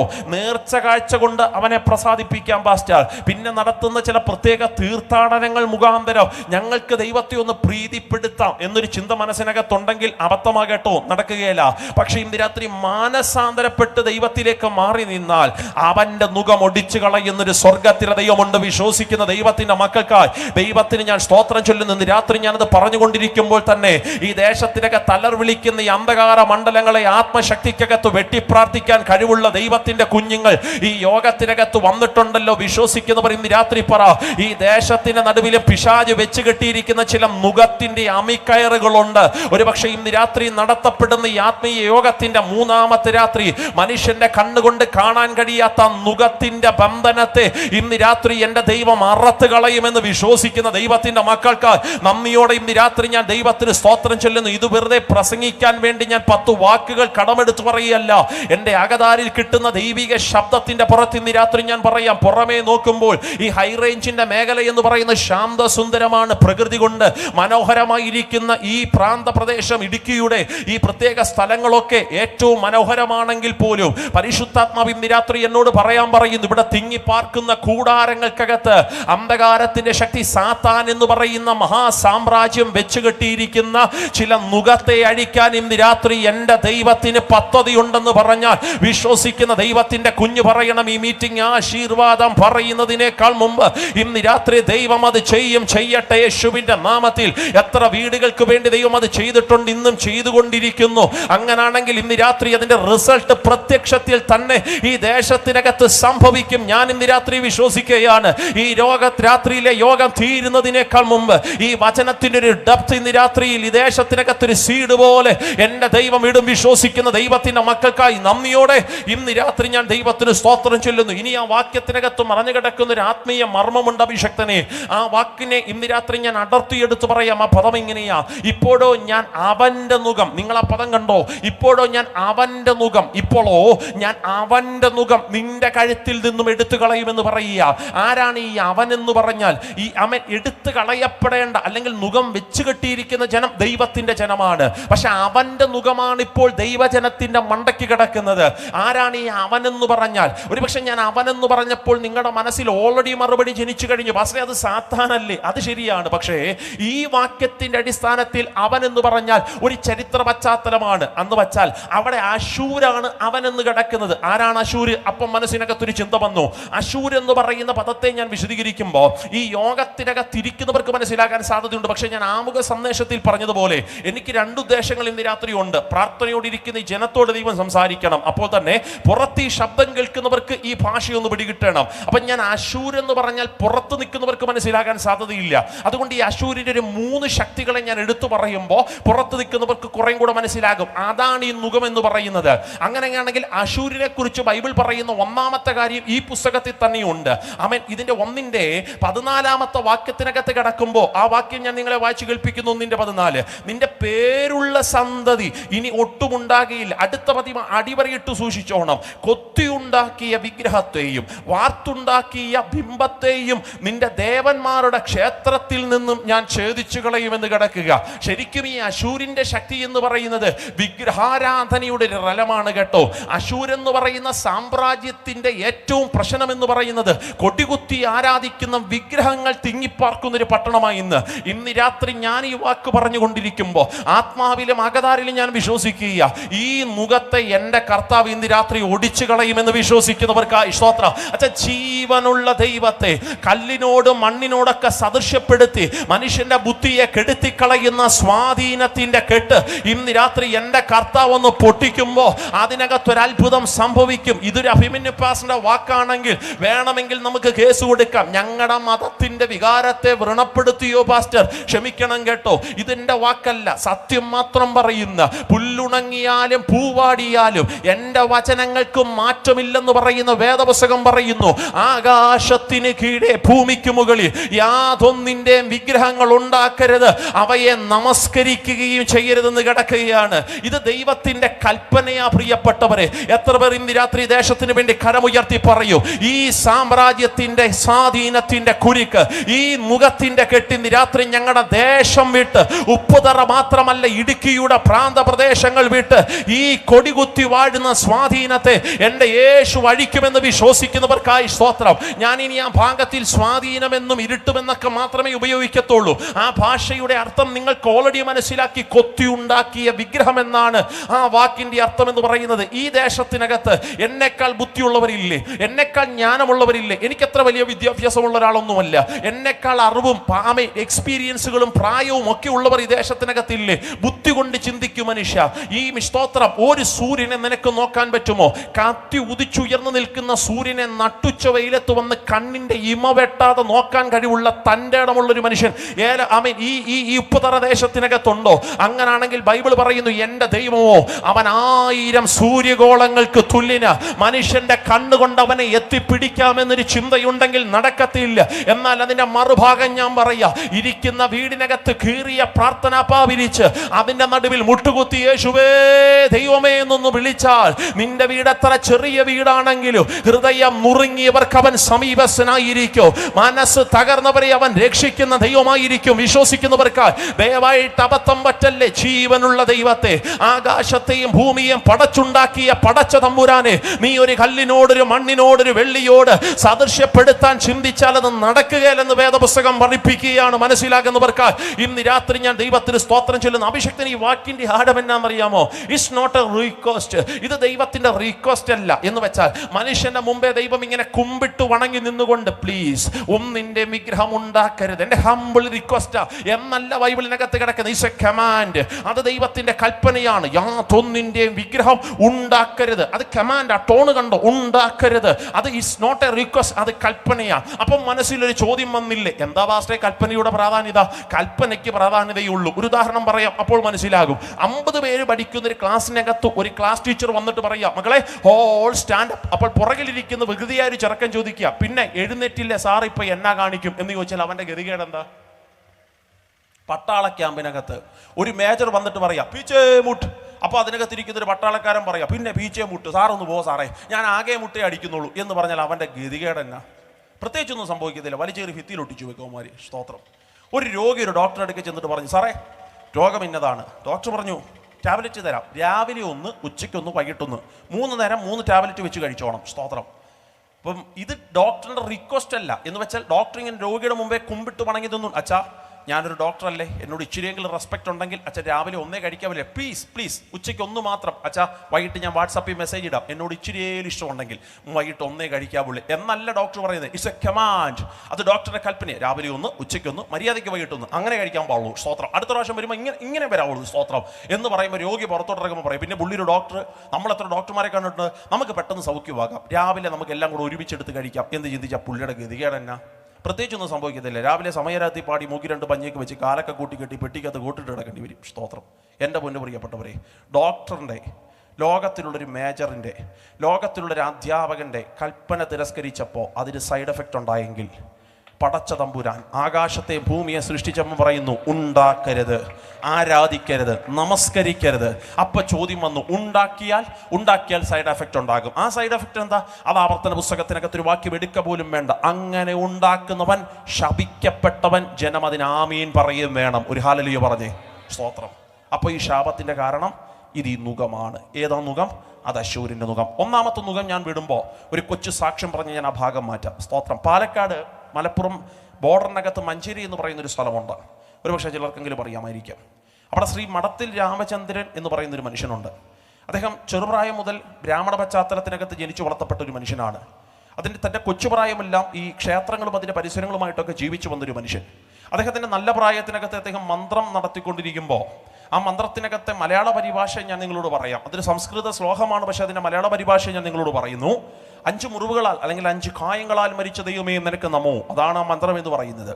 എന്നാൽ ഈ മഠത്തിൽ രാമചന്ദ്രന്റെ മനസ്സിനകത്തൊരു ചിന്ത, 5 മുറിവുകളാൽ മരിച്ച ദൈവമോ, അതേതാ ദൈവം? അതീരിക്കുന്ന വിഗ്രഹമല്ല. അദ്ദേഹത്തിന് മനസ്സിലായി. അദ്ദേഹം അതിനെക്കുറിച്ച് പഠിക്കാനും പരിശോധിക്കാനും തുടങ്ങിയപ്പോൾ അവസാനം അദ്ദേഹത്തിന് മനസ്സിലായി 5 മുറിവുകളാൽ മരിച്ച ഒരൊറ്റ ദൈവമേ ഉള്ളൂ, അത് കർത്താവായ യേശുവാണ്. സ്തോത്രം. ഈ വെളിപ്പാട് കിട്ടും താൻ ക്ഷേത്രത്തിനകത്തുനിന്ന് ഇറങ്ങി ഓടുകയാണ്. തൻ്റെ വീട്ടിനകത്ത് ചെന്ന് ബ്രാഹ്മണ പശ്ചാത്തലമായ തൻ്റെ മഠത്തിൽ ചെന്നിട്ട് പറഞ്ഞപ്പോ, അണ്ണാ ഞാനൊരു ദൈവത്തെ കണ്ടെത്തി.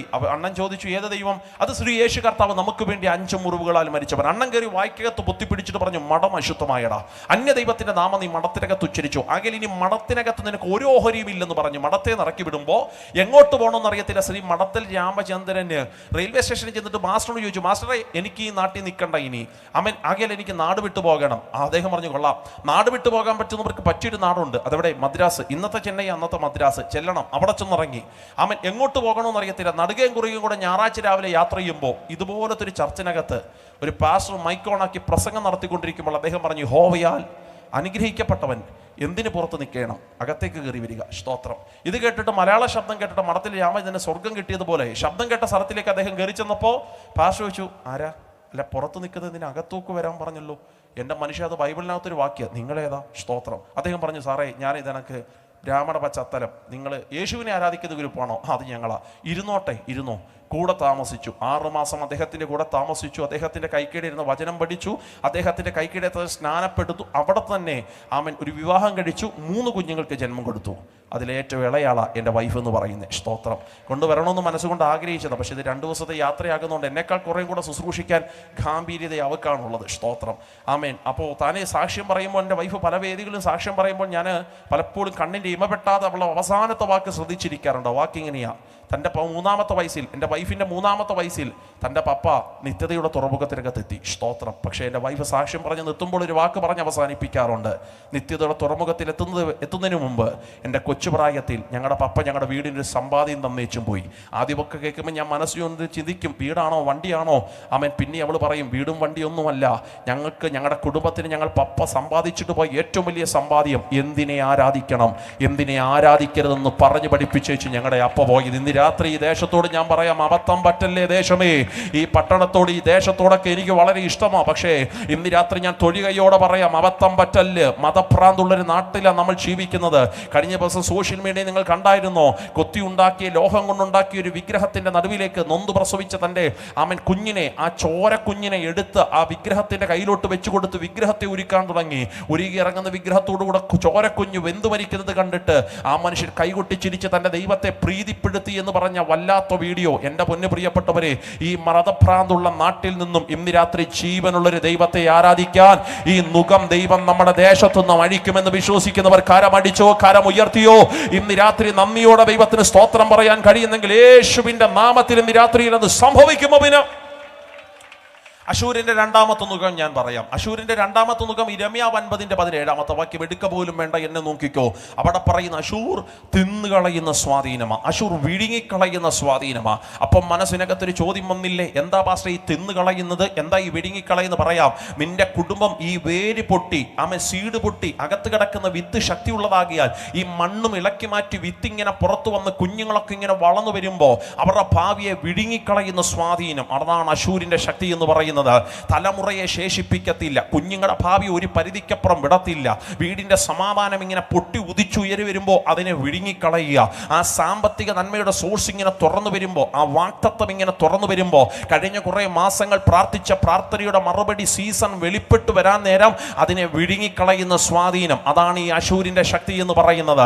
ഇന്ന് രാത്രി യോഗത്തിനകത്തിരിക്കുന്ന ചിലരെങ്കിലും ആത്മാവി പറയണോ, വിഴുങ്ങിക്കളയുന്ന സ്വാധീനം എന്ന് പറഞ്ഞാൽ അത് പുതിയ നിയമത്തിന്റെ അടിസ്ഥാനത്തിൽ സാത്താൻ അലറുന്ന സിംഹം എന്നതുപോലെ ആരെ വിഴുങ്ങേണ്ടു എന്ന ഭാവത്തിൽ ചുറ്റി നടക്കുന്ന ശക്തിയാണെങ്കിൽ ഇന്ന് രാത്രി ആ നുകത്തിന്റെ കെട്ടിനെ എൻ്റെ ദൈവം അഴിക്കുമെന്ന് വിശ്വസിക്കുന്ന ദൈവത്തിന്റെ മക്കൾക്കായി അശൂരിന്റെ 2-ാമത്തെ ശക്തി, അത് വിഴുങ്ങിക്കളയുന്നത് കുടുംബത്തിന്റെ അടിപേര് പോലും ശേഷിപ്പിക്കത്തില്ല, തിന്നുകളയുക.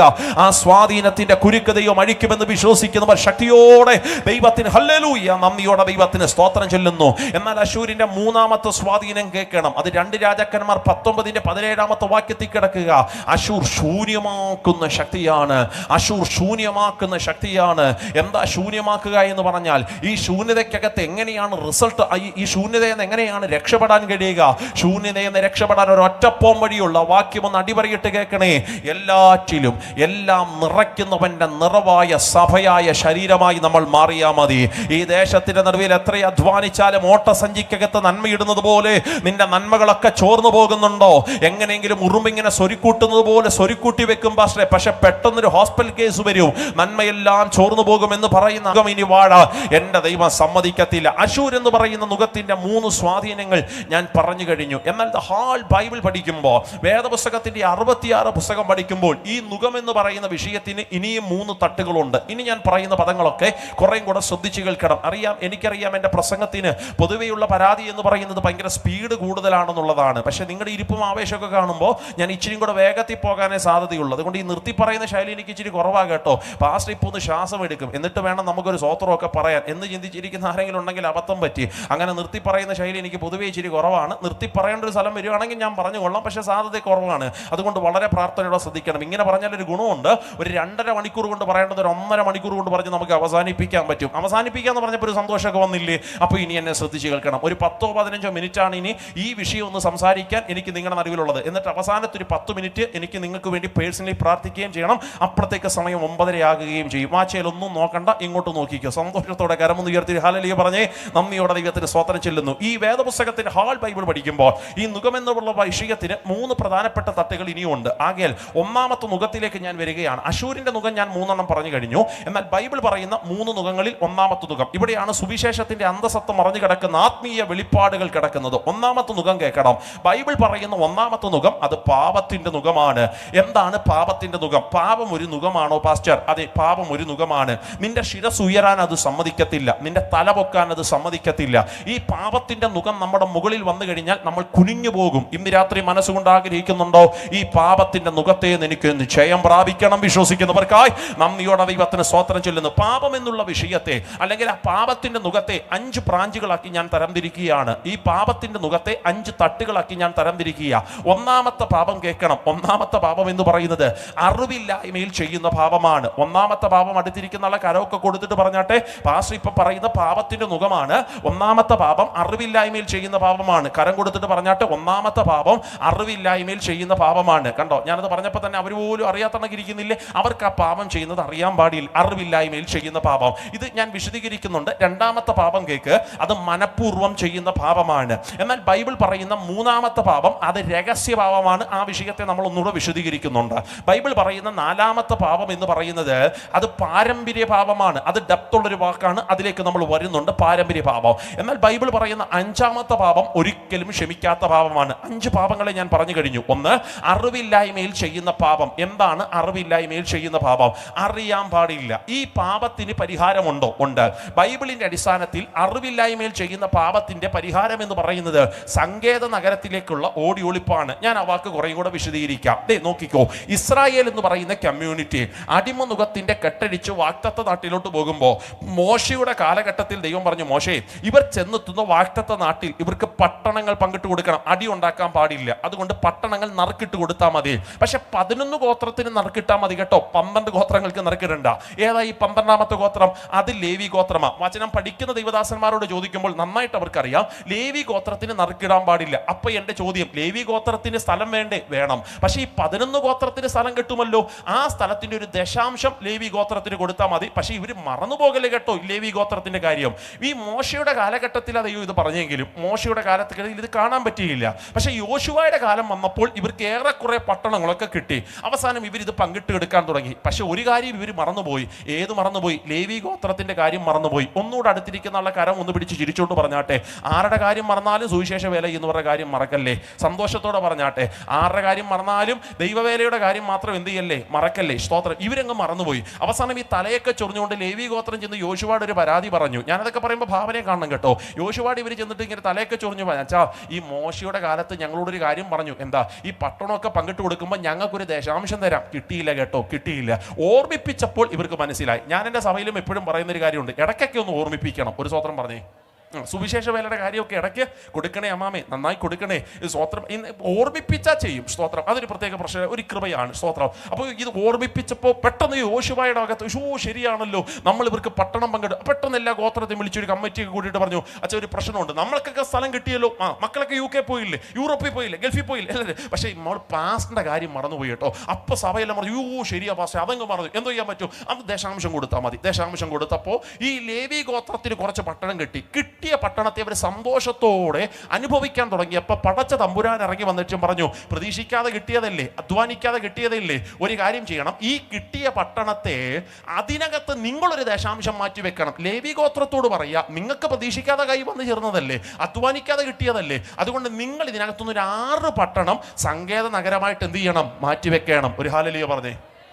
അപ്പൊ ചോദ്യം വന്നു, എന്തിനാ പാസ്റ്റർ ഈ സങ്കേത നഗരം പറയാം? ഇത് മനഃപൂർവ്വമല്ലാത്തൊരു തെറ്റ് നിങ്ങളുടെ നടുവിൽ ആരെങ്കിലും ചെയ്താൽ ഈ സങ്കേത നഗരത്തിലേക്ക് ഓടി ഒളിക്കാം. ഞാൻ ഉദാഹരണം പറയാം. സ്തോത്രം. ഈ പാട്ട് പാടുന്ന അച്ഛനോട് എനിക്ക് വലിയ ഇഷ്ടമാണ്. ഞാനും അദ്ദേഹവും വളരെ ആത്മീയ ബന്ധമുള്ള ഒരാളാണ്. ഉദാഹരണമാണ്, ഞാനും അദ്ദേഹവും കൂടെ സ്തോത്രം നാളെ രാവിലെ ഇവിടുത്തെ ഏതെങ്കിലും ഒരു കാട്ടിനകത്ത് മരം വെട്ടാൻ വേണ്ടി പോവുകയാണ്. അപ്പം ഞങ്ങൾ രണ്ടുപേരും കൂടെ മരം വെട്ടിക്കൊണ്ടിരിക്കുമ്പോൾ എൻ്റെ കയ്യിൽ നിന്നും ആ കോടാലിയുടെ ആ ഭാഗം ഉണ്ടല്ലോ, അതങ്ങ് ഊരി തെറിച്ച് പുള്ളിയുടെ പുറത്ത് വീണു. പുള്ളിയുടെ നിറച്ച് നെഞ്ചിനകത്താണ് വന്ന് വധിച്ചത്. പുള്ളി അങ്ങ് മരിച്ചുപോയി. പുള്ളി മരിച്ചു പോയി കഴിഞ്ഞപ്പോൾ ഞാൻ ഈ വിഷയത്തിൽ കുറ്റക്കാരനായി. പക്ഷെ പ്രശ്നം ഞാൻ മനഃപൂർവ്വം ഒന്നും ചെയ്തതല്ല കേട്ടോ, അറിയാതെ അബദ്ധത്തിൽ സംഭവിച്ചു, അറിവില്ലായ്മയിൽ സംഭവിച്ചതാണ്. ഞാൻ അദ്ദേഹത്തോട് എനിക്കൊരു പ്രതികാരമില്ല, ഞങ്ങൾ കൂട്ടുകാരാ. പക്ഷെ ചെയ്ത തെറ്റിൻ്റെ ആ സൈഡ് എഫക്റ്റ് അദ്ദേഹത്തിനകത്ത് വന്നു, അദ്ദേഹം മരണപ്പെട്ടു. ഇവിടെ പ്രശ്നം എന്താണെന്ന് ചോദിച്ചാൽ, മരണപ്പെട്ട ഇദ്ദേഹത്തിൻ്റെ അടുക്ക് എനിക്ക് ഇനി നിൽക്കാൻ പറ്റത്തില്ല. നിന്ന് കഴിഞ്ഞു കഴിഞ്ഞാൽ പുള്ളിയുടെ കൂടെ വന്നിരിക്കുന്ന തടിയും തന്നെയുള്ള അച്ചായന്മാരെ കണ്ടോ, അവന്മാരെന്നെ വെച്ചിരിക്കുകയല്ല, സ്കെച്ച് ചെയ്യും. സ്തോത്രം. അതുകൊണ്ട് എനിക്കിവിടെ നിന്ന് കഴിഞ്ഞാൽ പ്രശ്നമാണ്, സ്തോത്രം, ഡേഞ്ചറാണ് ഞാൻ. അതുകൊണ്ട് എനിക്ക് ഓടണം. എങ്ങോട്ട് ഓടണം? സങ്കേത നഗരത്തിലേക്ക് ഓടണം. കരമൊന്ന് ഉയർത്തി ഹല്ലേലൂയ പറയാമോ? ആണോ? ആമേൻ. ഇനി എനിക്ക് ഇവിടെ നിന്ന് കഴിഞ്ഞാൽ ഇവിടെ വരുന്ന ഈ കൂടെ വന്നിരിക്കുന്നവർ എന്നെ തട്ടിക്കളയാൻ സാധ്യതയുണ്ട്. അതിൻ്റെ പ്രമാണം അവർക്ക് സമ്മതിക്കുന്നുമുണ്ട്. അങ്ങനെ ഇപ്പോൾ ഇവർ കൂട്ടുകാരല്ല, ഇപ്പോൾ ഇവരുടെ പേര് രക്തപ്രതികാരകരെന്നാണ്. സ്തോത്രം. ഈ രക്തപ്രതികാരകർ എന്നെ തട്ടുന്നതിനേക്കാൾ മുമ്പ് എനിക്ക് ഓടി ഒളിക്കണം. എങ്ങോട്ട്? സങ്കേത നഗരത്തിലേക്ക്. ഇങ്ങനെ ഞാൻ ഓടുമ്പോൾ ഒരു പ്രശ്നമുണ്ട്. ഈ അച്ചായൻ മരിച്ചു കിടക്കുന്നു, ഞാൻ അറിയാതെ ചെയ്തു പോയ തെറ്റ്. ഈ തെറ്റിൻ്റെ പരിഹാരം എന്നതുപോലെ സങ്കേത നഗരത്തിലേക്ക് ഞാൻ ഇങ്ങനെ ഓടുമ്പോൾ ഈ റോഡ് ഇങ്ങനെ ഓടി അവിടെ ചെല്ലുമ്പോൾ 2 റോഡായിട്ട് അവിടെ സ്പ്ലിറ്റ് ചെയ്യാം. എനിക്ക് ടെൻഷനായി, എങ്ങോട്ട് പോകണമെന്ന് അറിയത്തില്ല. അപ്പോഴാണ് അവിടുത്തെ 1ാമത്തെ നിയമം വരുന്നത്. ഈ സങ്കേത നഗരത്തിലേക്കുള്ള ഓടി ഒളിപ്പിനകത്ത് റൂട്ട് തിരിയുന്ന സ്ഥലത്തെല്ലാം ഒരു ബോർഡ് വെച്ചിരിക്കണം. ആ ബോർഡിനകത്ത് ഒരു ചൂണ്ടുവിരൽ വെച്ചിരിക്കണം. ആ ചൂണ്ടുവിരൽ എങ്ങോട്ടാണോ അങ്ങോട്ട് ഓടിയാൽ മതി. ഇനി ചൂണ്ടുവിരലിന്റെ അർത്ഥം മനസ്സിലായില്ലെങ്കിൽ അവരുടെ ഭാഷയ്ക്കകത്ത് എഴുതി വെച്ചിരിക്കണം, അഭയസ്ഥാനം എന്ന് എഴുതി വെച്ചിരിക്കണം. ഈ സ്ഥലം കാണുന്നിടത്ത് ഞാൻ ഓടി ചെന്ന് കഴിഞ്ഞാൽ, എന്ന് വെച്ചാൽ അന്നത്തെ കാലത്ത് ലൊക്കേഷൻ ഇല്ലല്ലോ. ഒരു സ്വതന്ത്രം പറഞ്ഞേ, നിങ്ങളെ ചിലരെങ്കിലും ഇരിപ്പുണ്ടെന്നാണ് എനിക്ക് തോന്നുന്നത്. ഇല്ല, ലൊക്കേഷൻ ഇല്ല. ഇന്നത്തെ ലൊക്കേഷൻ വഴി തെറ്റിക്കും, പിന്നെ അന്നത്തെ ലൊക്കേഷൻ്റെ കാര്യം ഇല്ല. ഈ ലൊക്കേഷൻ ഇല്ല. പക്ഷേ ഈ ചൂണ്ടുവിരൽ കിടക്കുന്ന സ്ഥലത്തേക്ക് എനിക്ക് ഓടിയാൽ മതി, അവിടെ എനിക്ക് സങ്കേത നഗരത്തിലേക്ക് എത്താം. ഇതാണ് സങ്കേത നഗരത്തിലേക്കുള്ള പോക്കിൻ്റെ 1ാമത്തെ റൂൾ എന്ന് പറയുന്നത്. അപ്പോൾ ചോദ്യം വന്നു, ഏതാവാസ ഈ ചൂണ്ടുവിരൽ? ഈ ചൂണ്ടുവിരലാണ് ദൈവത്തിൻ്റെ വചനം എന്ന് പറയുന്നത്. ഒരു ഹല്ലേലൂയ പറഞ്ഞേ. വചനം കാണിക്കുന്ന സ്ഥലത്തോട്ട് നീ ഓടിയാൽ മതി, രക്ഷപ്പെടാൻ പറ്റും. ഇനി 2ാമത്തെ നിയമം കേൾക്കണേ. ഇങ്ങനെ ഓടുമ്പോൾ ഞാൻ ക്ഷീണിക്കും. ഞാനെന്ന് പറയുന്ന മനുഷ്യൻ ക്ഷീണിക്കത്തില്ലേ? നിശ്ചയമായും ക്ഷീണിക്കും. അപ്പോൾ എൻ്റെ പുറകിൽ ന്യായപ്രമാണം പഠിക്കും 2 സ്റ്റുഡൻസ് ഓടി വരണം. 2 സ്റ്റുഡൻസ്. അവർ പറയണം, പാസ്റ്റങ്ങളെ നിൽക്കണ്ട, വെച്ച് പിടിച്ചോ, ഓടിക്കോ. ടയർഡായി, ക്ഷീണിച്ചു, ഉയർത്തു കുളിച്ചു. പാസ്റ്ററെ നിൽക്കണ്ട, രക്തം തടിയും തണ്ടുള്ളവർ വെച്ച് പിടിച്ചോ, സങ്കേത നഗരത്തിലേക്ക് ഓടിക്കോ. എന്നെ എത്രത്തോളം പ്രോത്സാഹിപ്പിക്കാമോ അത്രത്തോളം എന്നെ പ്രോത്സാഹിപ്പിക്കണം. ന്യായപ്രമാണം പഠിക്കുന്ന സ്റ്റുഡൻസ് എൻ്റെ പുറകിൽ ഓടണം. 3, ഇങ്ങനെ ഞാൻ കയറി ചെല്ലുമ്പോൾ, ആ സങ്കേത നഗരത്തിലോട്ട് കയറി ചെല്ലുമ്പോൾ അതിൻ്റെ പടിവാതിക്കൽ ഒരു പുരോഹിതൻ വന്ന് നിൽപ്പുണ്ട്. ഞാൻ അങ്ങോട്ട് ഓടിക്കയറാൻ നേരം, നമ്മളിപ്പോൾ ഈ സഭായോഗത്തിൽ 10:00-ക്കും 11 മണിക്കും 10 മണിക്കാണ് മീറ്റിംഗ്, പക്ഷേ 10:00-ക്കും 11-നും ഓടി വന്ന് ഫാൻ എവിടെ എന്ന് പറഞ്ഞ് വന്നിരിക്കത്തില്ലേ? അങ്ങനൊന്നും ഇരിക്കാൻ പറ്റത്തില്ല. ഇങ്ങനെ വന്നങ്ങോട്ട് കയറുമ്പോൾ പുരോഹിതൻ ആ പട്ടണവാതിക്കൽ നിൽപ്പുണ്ട്. ഓടി അങ്ങോട്ട് കയറാൻ നേരം പുരോഹിതൻ പറയും, സ്റ്റോപ്പ്. എങ്ങോട്ട് പോവുക? സങ്കേത നഗരത്തിൽ. ചെയ്ത തെറ്റെന്താ? പുരോഹിതനെ അതൊന്നും പറയാൻ സമയമില്ല. പുറകെ രക്തപ്രതികാരം വരുന്നു, അതൊന്നും പ്രശ്നമില്ല. ചെയ്ത തെറ്റ് പറ. തെറ്റേറ്റ് പറയാതെ അകത്ത് കയറാൻ പറ്റുകയില്ല. ഒരു സ്വതന്ത്രം പറഞ്ഞേ. നീ എത്ര സമയം പോയാലും കുറ്റമേറ്റ് പറയണം. ആരോട്? പുരോഹിതനോട്. പുരോഹിതന് ഇത് മനഃപൂർവ്വം അല്ലാതെ ചെയ്തു പോയ തെറ്റാന്ന് ബോധ്യം വന്നാൽ നിന്നെ അകത്ത് കയറ്റും. എവിടെ? സങ്കേത നഗരത്തിനകത്ത്. അങ്ങനെ കയറിക്കഴിഞ്ഞാൽ ഇനി 4ാമത് സംഭവിക്കുന്ന കാര്യം, ഈ പുരോഹിതൻ ഒരു സീസൺ കഴിയുമ്പോൾ അഭിഷേകത്തിന്റെ തൈലക്കുമ്പ് നിന്റെ ശിരസിൽ ഒഴിക്കും, നിന്നെ ശുദ്ധിയുള്ളവനാക്കി മാറ്റും. ഒരു ഹല്ലേലൂയ പറയാമോ? ഇതൊക്കെ ആത്മീയ മർമ്മങ്ങളുടെ വാക്കുകൾ. അടുത്തത്, അതാണ് എൻ്റെ മനസ്സിനെ ഏറ്റവും കൂടുതൽ സന്തോഷിപ്പിക്കുന്നതാണ് 5ാമത്തെ കാരണം. സ്തോത്രം. സങ്കേത നഗരത്തിൽ ഞാൻ കയറി, അഭിഷേകത്തിൻ്റെ തൈലക്കൊമ്പൻ്റെ മേൽ വീണാൽ ഈ പുരോഹിതൻ്റെ മരണം വരെ, സ്തോത്രം, എനിക്ക് സങ്കേത നഗരത്തിൽ താമസിക്കാൻ പറ്റും. പുരോഹിതൻ മരിച്ചു കഴിഞ്ഞാൽ സങ്കേത നഗരത്തിന് ഞാൻ പുറത്താണ്. എൻ്റെ ഏറ്റവും വലിയ സന്തോഷം എന്താണെന്നറിയാമോ? എൻ്റെ യേശുവാണ് എൻ്റെ മഹാപുരോഹിതൻ. അവന് മരണമില്ല അച്ഛാ. സ്തോത്രം. അവന് മരണമില്ല. സ്തോത്രം. അവൻ അൽഫയും ഒമേഗയും ആദിനും അന്തിനുമാണ്. എൻ്റെ യേശുവിന് മരണമില്ല. റോമൻ ഭരണ സാമ്രാജ്യത്തിൻ്റെ ആമേൻ വലിയ ചങ്ങലകളെ എൻ്റെ യേശു കർത്താവ് പൊട്ടിച്ചു. ആ റോമൻ ഭരണകൂടത്തിൻ്റെ മുദ്ര എൻ്റെ യേശു അഴിച്ചു. ആ കല്ലറകളെ പൊളിച്ചു. ഹേ മരണമേ, നിന്റെ ജയമെവിടെ? ഹേ മരണമേ, നിന്റെ വിഷമുള്ളവിടെ എന്ന് പറഞ്ഞ് എൻ്റെ യേശു കർത്താവ് ഉയർത്തെഴുന്നേറ്റെങ്കിൽ ഇനി അവന് മരണമില്ല. ഈ ദേശത്തോട് ഇന്ന് രാത്രി ഞാൻ ആത്മീയ സത്യം പറയട്ടെ. മനഃപൂർവ്വമല്ലാതെ ചെയ്ത തെറ്റുപോയ, അറിവില്ലായ്മയിൽ സംഭവിച്ചു പോയ തെറ്റിൽ ഇന്ന് രാത്രി നിനക്ക് സങ്കേത നഗരത്തിൽ വരാൻ പറ്റും. അവിടെ ഒരു പുരോഹിതനുണ്ട്. ആ പുരോഹിതൻ്റെ മരണം വരെ നിനക്ക് അവിടെ താമസിക്കാമെങ്കിൽ എൻ്റെ പുരോഹിതൻ യേശുവാണ്. യേശുവിന് മരണമില്ല. ഇവിടെ നിനക്കിനി ഉറച്ചു നിൽക്കാം. ഇനി നിനക്ക് പുറത്തിറങ്ങേണ്ട ആവശ്യമില്ല. ഈ സങ്കേത നഗരത്തിനകത്ത് അംഗത്വം കിട്ടിയ ദൈവത്തിന്റെ മക്കൾ ഇന്ന് രാത്രി യോഗത്തിനകത്തുണ്ടെങ്കിൽ അവർ മാത്രം കരമൊന്നുയർത്തി ശക്തിയോടെ ദൈവത്തിന് ഹല്ലേലൂയ. ഒന്നാമത്തെ പാപമാണ് മനഃപൂർവ്വമല്ലാത്ത പാപം. അല്ലെങ്കിൽ വേദപുസ്തകം പറയുന്ന ഒന്നാമത്തെ പാപമാണ് അറിവില്ലായ്മയിൽ സംഭവിച്ചു പോയ പാപം എന്ന് പറയുന്നത്. എന്നാൽ രണ്ടാമത്തെ പാപം കേൾക്കണം, അത് മനഃപൂർവ്വം ചെയ്യുന്ന പാപം. ഈ മനഃപൂർവ്വം ചെയ്യുന്ന പാപം എന്ന് പറഞ്ഞാൽ എന്താ പാസ്റ്റേ? പറയാം. മനഃപൂർവ്വം ചെയ്യുന്ന പാപം എന്ന് പറഞ്ഞാൽ ചെയ്യുന്നത് പാപമാണെന്നറിയാം, പക്ഷെ പാപം ചെയ്യുക. പൗലോസ് പറയുന്നൊരു ടേം നിങ്ങൾക്ക് കാണാതറിയാം, അറിയാവുന്ന വാക്യമാണ്, എൻ്റെ കൂടെ ചേർന്ന് പറയണം. നന്മ ചെയ്യണമെന്ന് ഇച്ഛിക്കുന്നു, പക്ഷെ ഞാൻ ചെയ്യുന്നതോ ഇച്ഛിക്കാത്ത തിന്മയാത്രേ. അപ്പം അറിയാം തെറ്റ് ചെയ്യാൻ പാടില്ല, പക്ഷെ ചെയ്യുന്നത് എന്താ? തെറ്റാണ്. അതൊരു വലിയ പ്രശ്നമാണ്. അറിയാം അത് സിനിമ കാണാൻ പാടില്ല, പക്ഷെ സിനിമ കണ്ടുപോവുകയാണ്. അറിയാം എപ്പോഴും ഫേസ്ബുക്കിൽ ഇരിക്കുന്നത് ശരിയല്ല, പക്ഷേ എന്തു ചെയ്യുക? ഫേസ്ബുക്കിൽ ഇരുന്ന് പോവുക. അറിയാം കള്ളം പറയുന്നത് ശരിയല്ല, പക്ഷെ എപ്പോഴും എന്ത് ചെയ്യുക? കള്ളം പറഞ്ഞു പോവുകയാണ്. ഇതാണ് സംഭവിച്ചു പോകുന്ന അറിവില്ലായ്മയിൽ സംഭവിക്കുന്ന പാപം എന്ന് പറയുന്നത്. സ്തോത്രം. ഈ പാപത്തിന് പരിഹാരമുണ്ടോ? ഉണ്ട്. അയ്യോ, ഞാൻ അരിഷ്ട മനുഷ്യൻ, ഈ മരണത്തിന് അധീനമായ ശരീരത്തിൽ നിന്ന് എന്നെ ആർ വിടുവിക്കുമെന്ന് ചോദിക്കുക. അങ്ങനൊരു നിലവിളി നടത്താമെങ്കിൽ ഈ വിഷയത്തിനകത്തൊരു പരിഹാരം എൻ്റെ ദൈവം ചെയ്യും. സ്തോത്രം. ഇനി മൂന്നാമത്തെ പാപം കേൾക്കണം, അത് കുറെ കൂടെ ഡെപ്ത് ഉള്ളതാണ്. രഹസ്യപാപം. എന്നാ? രഹസ്യഭാവം. എന്താ പാസ്റ്റേ രഹസ്യഭാവം? ഇത് പറയും, ഞാനൊരു കൊച്ചു സംഭവം നിങ്ങളോട് പറയാം, കുറേ കൂടെ മനസ്സിലാകും. നാട്ടുകാരെല്ലാം കൂടെ ഒരു സ്ത്രീയെ യേശുവിൻ്റെ അടുക്ക് കൊണ്ട് നിർത്തി. നാട്ടുകാരെല്ലാം കൂടെ പറഞ്ഞു, കർത്താവേ, IPC 343 പറയുന്നു ഇവളെ കല്ലെറിഞ്ഞ് കൊല്ലണം, വ്യഭിചാരത്തിൽ പിടിക്കപ്പെട്ടതാ. യേശു പറഞ്ഞു, ചുമ്മാതെ.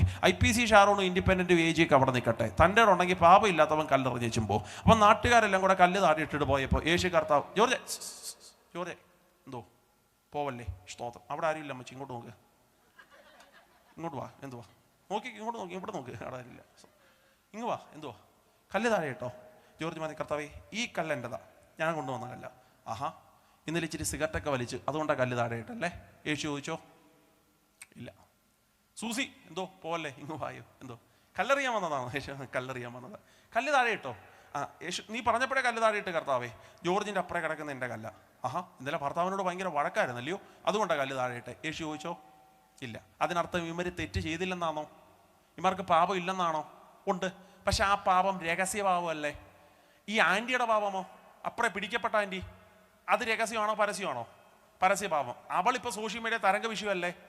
അവളെ ഫോട്ടോ വെച്ചല്ലേ നാട്ടുകാർ മൊത്തം ട്രോൾ ഉണ്ടാക്കി കളിക്കുന്നേ? അവളെ പാപം പരസ്യമായില്ലേ? പരസ്യമായി. സ്തോത്രം. അതുകൊണ്ട് അവളെ ഫോട്ടോ വെച്ചല്ലേ നാട്ടുകാർ ട്രോൾ മൊത്തം ഉണ്ടാക്കി കളിക്കുന്നേ? ആണെന്നോ അല്ലെന്നോ? അതെ.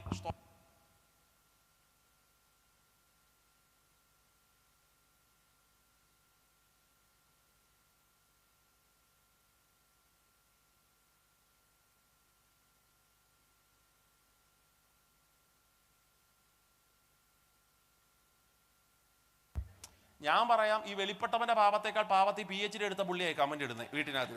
സത്യത്തിൽ അവന്റെ പാപം നാട്ടിലെങ്ങും പരസ്യമായില്ല. ആ തൻ്റെ ഉള്ളത് കൊണ്ടാണ് ഈ കമന്റ് നീങ്ങുന്നത്. അപ്പോഴാ യേശു പറയുന്ന പാപം ഇല്ലാത്തവന് കല്ലെറിയട്ടെന്നല്ല കമന്റ് ഇടട്ടെ. ഒരു സ്വത്രം പറഞ്ഞേ, ഇട്ട് കളിക്കാച്ചാ. സ്തോത്രം. എൻ്റെ പൊന്നു പ്രിയപ്പെട്ടവരെ, കല്ല് താഴെ ഇട്ടിച്ചും പോയവൻ്റെ പാപം നാട്ടുകാർക്ക് അറിയാൻ പാടില്ല, പക്ഷെ അവൻ സമ്മതിച്ചു. എനിക്കെന്തോ ഉണ്ട്.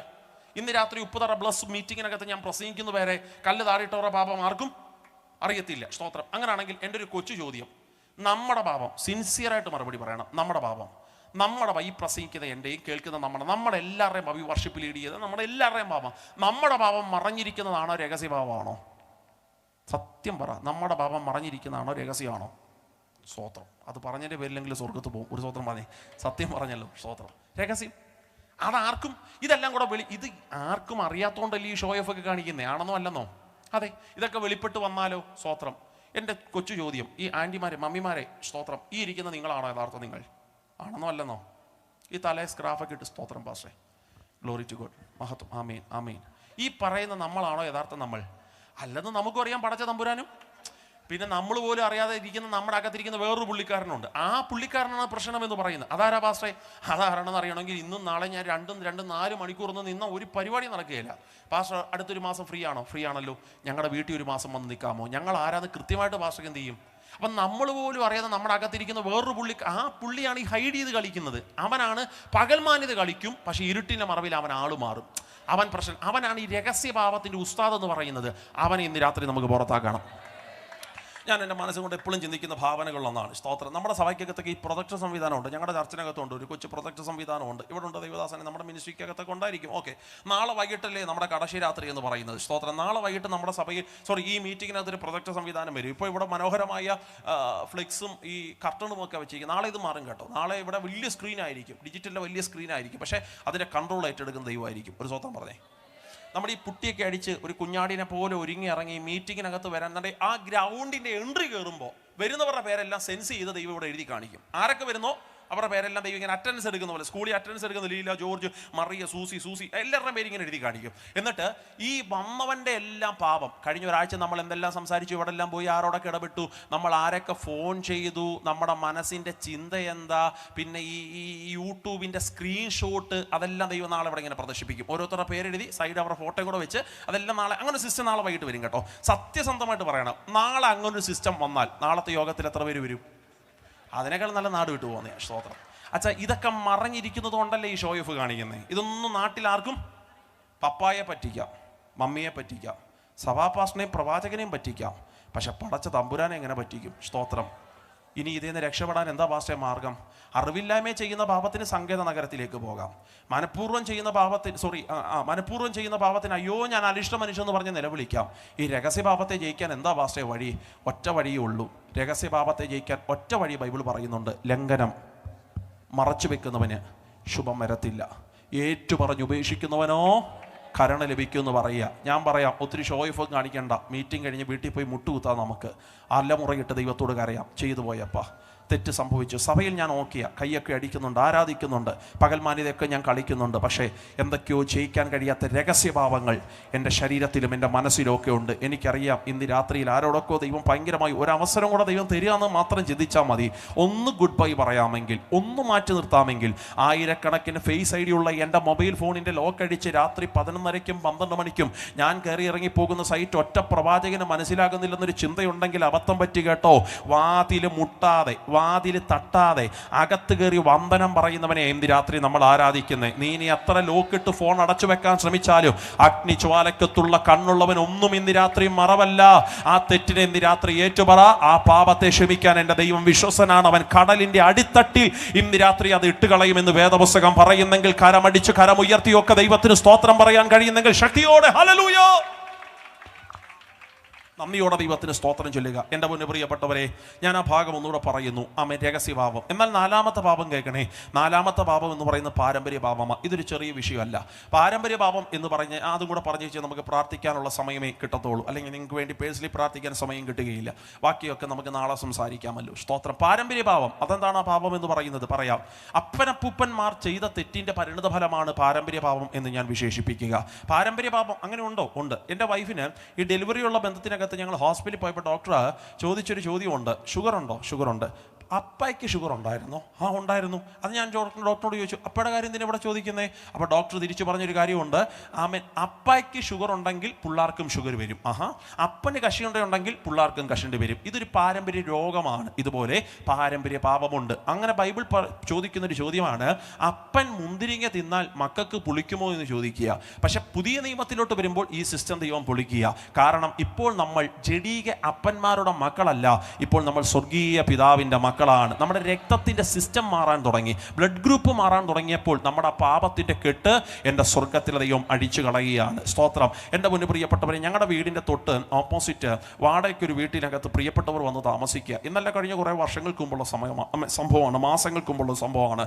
അവരെ ഞങ്ങൾ കാണുമ്പോൾ ഇങ്ങനെ ഹായ് പറയും, ദേവദാസൻ ഇങ്ങനെ ബൈ പറയും, ഒരു ഡീറ്റെയിൽസും അറിയത്തില്ല. പക്ഷേ കുറച്ച് നാൾ അവർ താമസിച്ചപ്പോൾ ദേശത്തിനകത്തൊക്കെ അവരെക്കുറിച്ചുള്ള വർത്തമാനമൊക്കെ പറഞ്ഞു. അത് സ്വാഭാവികമായിട്ട് അങ്ങനെ ഒരാൾ അറിഞ്ഞാൽ നാട് മൊത്തം അറിയും. ഒരു സ്വതന്ത്രം പറഞ്ഞേ, ഇരിപ്പ് കണ്ടിട്ട് ഈ ദേശം അങ്ങനെയൊക്കെ തന്നെ ഒരാൾ അറിഞ്ഞാൽ മതി. പിന്നെ മനോരമ പത്രത്തിൽ ആരോ അറിഞ്ഞു അവരെക്കുറിച്ചുള്ള വാർത്ത, അങ്ങനെ നാട് മൊത്തം അറിഞ്ഞു. ആ കൂട്ടത്തിൽ ഞങ്ങൾ പറഞ്ഞു. സംഭവം വേറെ ഒന്നുമല്ല, ഇവർക്ക് വീടും വസ്തുവൊക്കെ ഉണ്ടായിരുന്നു അച്ഛാ. പക്ഷേ ഈ വീട്ടിലെ ആൻറ്റി, അങ്കിള് എന്ന് വെച്ചാൽ ഹസ്ബൻഡ്, വൈഫ്, 2 പിള്ളേർ. ഈ ആൻറ്റിക്ക് ശാരീരികമായിട്ട് അല്പം അസ്വസ്ഥതയുണ്ട്. അസ്വസ്ഥത എന്ന് പറഞ്ഞാൽ എന്തൊക്കെ രോഗങ്ങളാണ്. പക്ഷെ അത് കണ്ടുപിടിക്കാൻ ഒരു മെഡിക്കൽ സയൻസിനും പറ്റിയിട്ടില്ല. കൊട്ടാരക്കര ഒരു ഹോസ്പിറ്റലുണ്ട്. ആ ഹോസ്പിറ്റലിൻ്റെ പേര് വിജയാസ് എന്നാണ്. വിജയാസ് ഹോസ്പിറ്റലിനകത്ത് 6 സർജറി 18 ലക്ഷം രൂപ മുടക്കിയ ഒരു ആൻറ്റിയാണ്. സ്തോത്രം. 6 സർജറി 18 ലക്ഷം രൂപ മുടക്കി. വീട് വിറ്റു, സ്ഥലം വിറ്റു, എല്ലാം വിറ്റു. കയറി ഇറങ്ങാത്ത ഹോസ്പിറ്റലുകളില്ല, പോയി ചെയ്യാത്ത ചികിത്സകളില്ല, എല്ലാം ചെയ്തിട്ട് അവസാനം ഇനി കയ്യിലൊന്നും എടുക്കാനില്ലാതെ വാടകയ്ക്ക് വീട്ടിൽ വന്ന് താമസിക്കുക. അപ്പോൾ ഞങ്ങൾ ഈ വാർത്തയൊക്കെ അറിഞ്ഞു. അങ്ങനെ ഇരിക്കുമ്പോൾ ഒരു സന്ധ്യയോട് അടുക്കുന്ന സമയത്ത് ഈ ആൻറ്റി പെട്ടെന്ന് ബോധരഹിതയായി വീണു. അങ്ങനെ ഇടയ്ക്കൊക്കെ വീഴും. ശാരീരികമായിട്ട് എന്തൊക്കെയോ പ്രശ്നങ്ങളുണ്ട് ഈ ആൻറ്റിക്ക്. ബോധരഹിതയായി നിലത്ത് വീണു.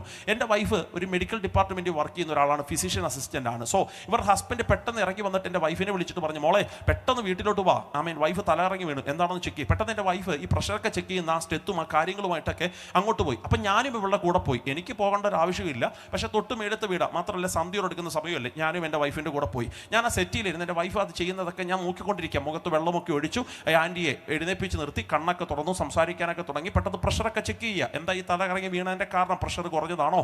ഇങ്ങനെ ചെക്ക് ചെയ്തുകൊണ്ടിരിക്കുമ്പോൾ പെട്ടെന്ന് ഇറങ്ങി വരുന്ന ദൈവസാന്നിധ്യം എന്നോട് പറഞ്ഞു, ഡാ നീ അവരോട് പറ, ഇത് രോഗമല്ല, സ്തോത്രം, ഇതൊരു പാരമ്പര്യ ശാപം, പാരമ്പര്യ പാപമാണ്. ഞാൻ പറഞ്ഞു, എൻ്റെ കർത്താവേ, ഇവിടെ പെന്തക്കോസുകാരുടെ ദൂത് പറഞ്ഞിട്ട് അവർ സ്വീകരിക്കുന്നില്ല, പിന്നെ ഈ ഹൈന്ദവ കുടുംബത്തോട് പറഞ്ഞാൽ അവർ സ്വീകരിക്കത്തില്ല. അപ്പം വെറുതെ നാണം കെടാന്നല്ലാതെ. ഞാൻ അത് ദൂത് വെളിപ്പെട്ട് വന്നിട്ടും മൗനത ഭുജിച്ചുകൊണ്ട് അവിടെ ഇരിക്കുമ്പോൾ ഇറങ്ങി വരുന്ന പ്രസൻസ് എന്നോട് ദൈവാത്മാവ് തട്ടി വിളിച്ചിട്ട് പറഞ്ഞു, ഇല്ല, നീ ഇവരോട് ചോദിക്ക്, ഇവരുടെ വീട്ടിൽ ദുർമരണം വല്ലതും നടന്നിട്ടുണ്ടോ? അതൊരു ദൈവശബ്ദമാണ്, അത് ചോദിക്കാതിരിക്കാൻ പറ്റത്തില്ല. ഞാൻ പെട്ടെന്ന് എൻ്റെ വൈഫിനോട് പറഞ്ഞു, എടാ ആ സ്ഥലത്തൊക്കെ ഒന്ന് മാറ്റി വെക്കുക, ഒരു കാര്യം ചോദിക്കട്ടെ. അവിടെ ചോദിച്ചു, എന്നാ ഞാൻ പറഞ്ഞു, ജസ്റ്റ് ഒന്ന് മാറ്റി വെക്കുക, ഒരു കാര്യം ചോദിക്കാനാ. ഞാൻ ആൻറ്റിയോട് ചോദിച്ചു, ആൻറ്റി നിങ്ങളുടെ മകൻ്റെ പ്രായമേ എനിക്കുള്ളൂ, ഒരു കൊച്ചു ചോദ്യം ചോദിക്കട്ടെ, എന്നാ നിങ്ങളുടെ വീട്ടിൽ ദുർമരണം വല്ലതും നടന്നിട്ടുണ്ടോ? ആമുഖ സന്ദേശം ഒന്നും കൂടാതെ ഞാൻ ഈ ചോദ്യം ചോദിച്ചപ്പോൾ ഈ ആൻറ്റിയുടെ മുഖത്തിൻ്റെ ഭാവം മാറുന്നത് ഞാൻ കണ്ടു. കണ്ണ് അതുവരെ എന്നെ നോക്കുന്നത് കുനിഞ്ഞിരിക്കുന്നത് ഞാൻ കണ്ടു. ഞാൻ ചോദിച്ചു, എന്നാ പറ്റി? എൻ്റെ പാസ്റ്ററെ, ഈ നാട്ടിൽ ഞങ്ങളുടെ ചരിത്രം അങ്ങനെ ആർക്കും അറിയത്തില്ല, നിങ്ങളോട് ആരാ പറഞ്ഞേ?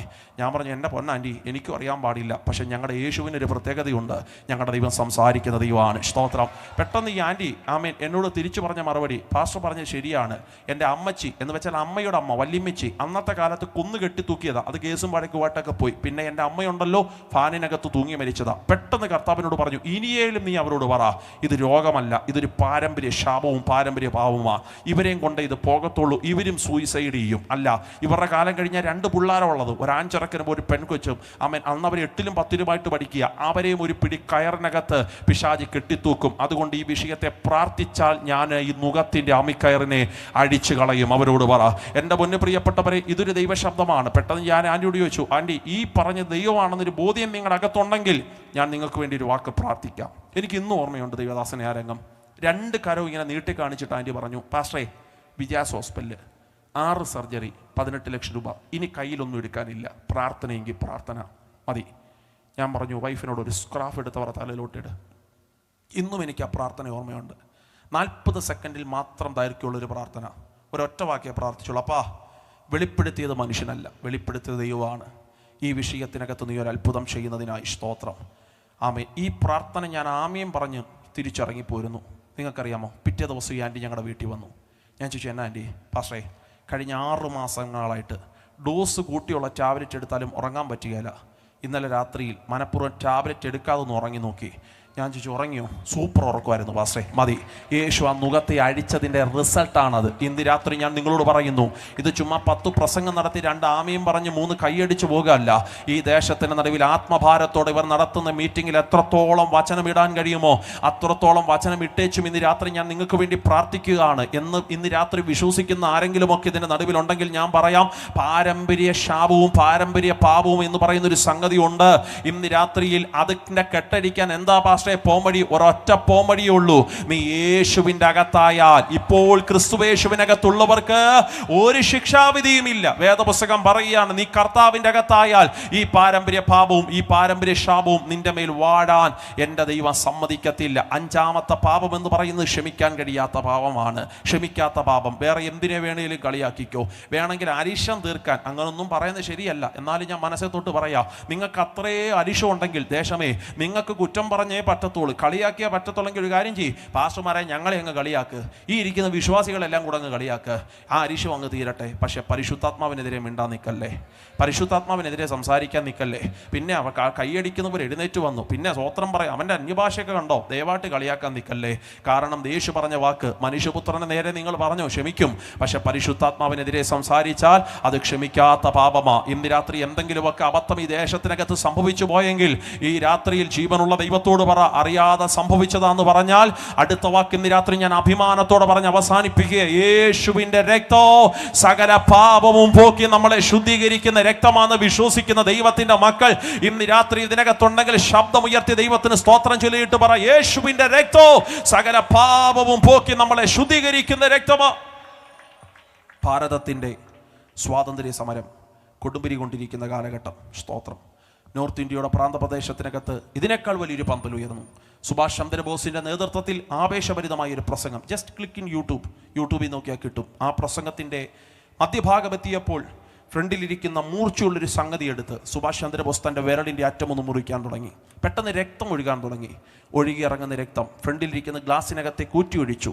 ഏകദേശം 1/4 ഗ്ലാസ് രക്തമായപ്പോൾ തൻ്റെ കയ്യിലിരിക്കുന്ന തൂലിക എടുത്ത് പേമൻ രക്തത്തിൽ മുക്കി വെച്ചിട്ട് അദ്ദേഹം ഒരു പ്രസംഗം നടത്തി.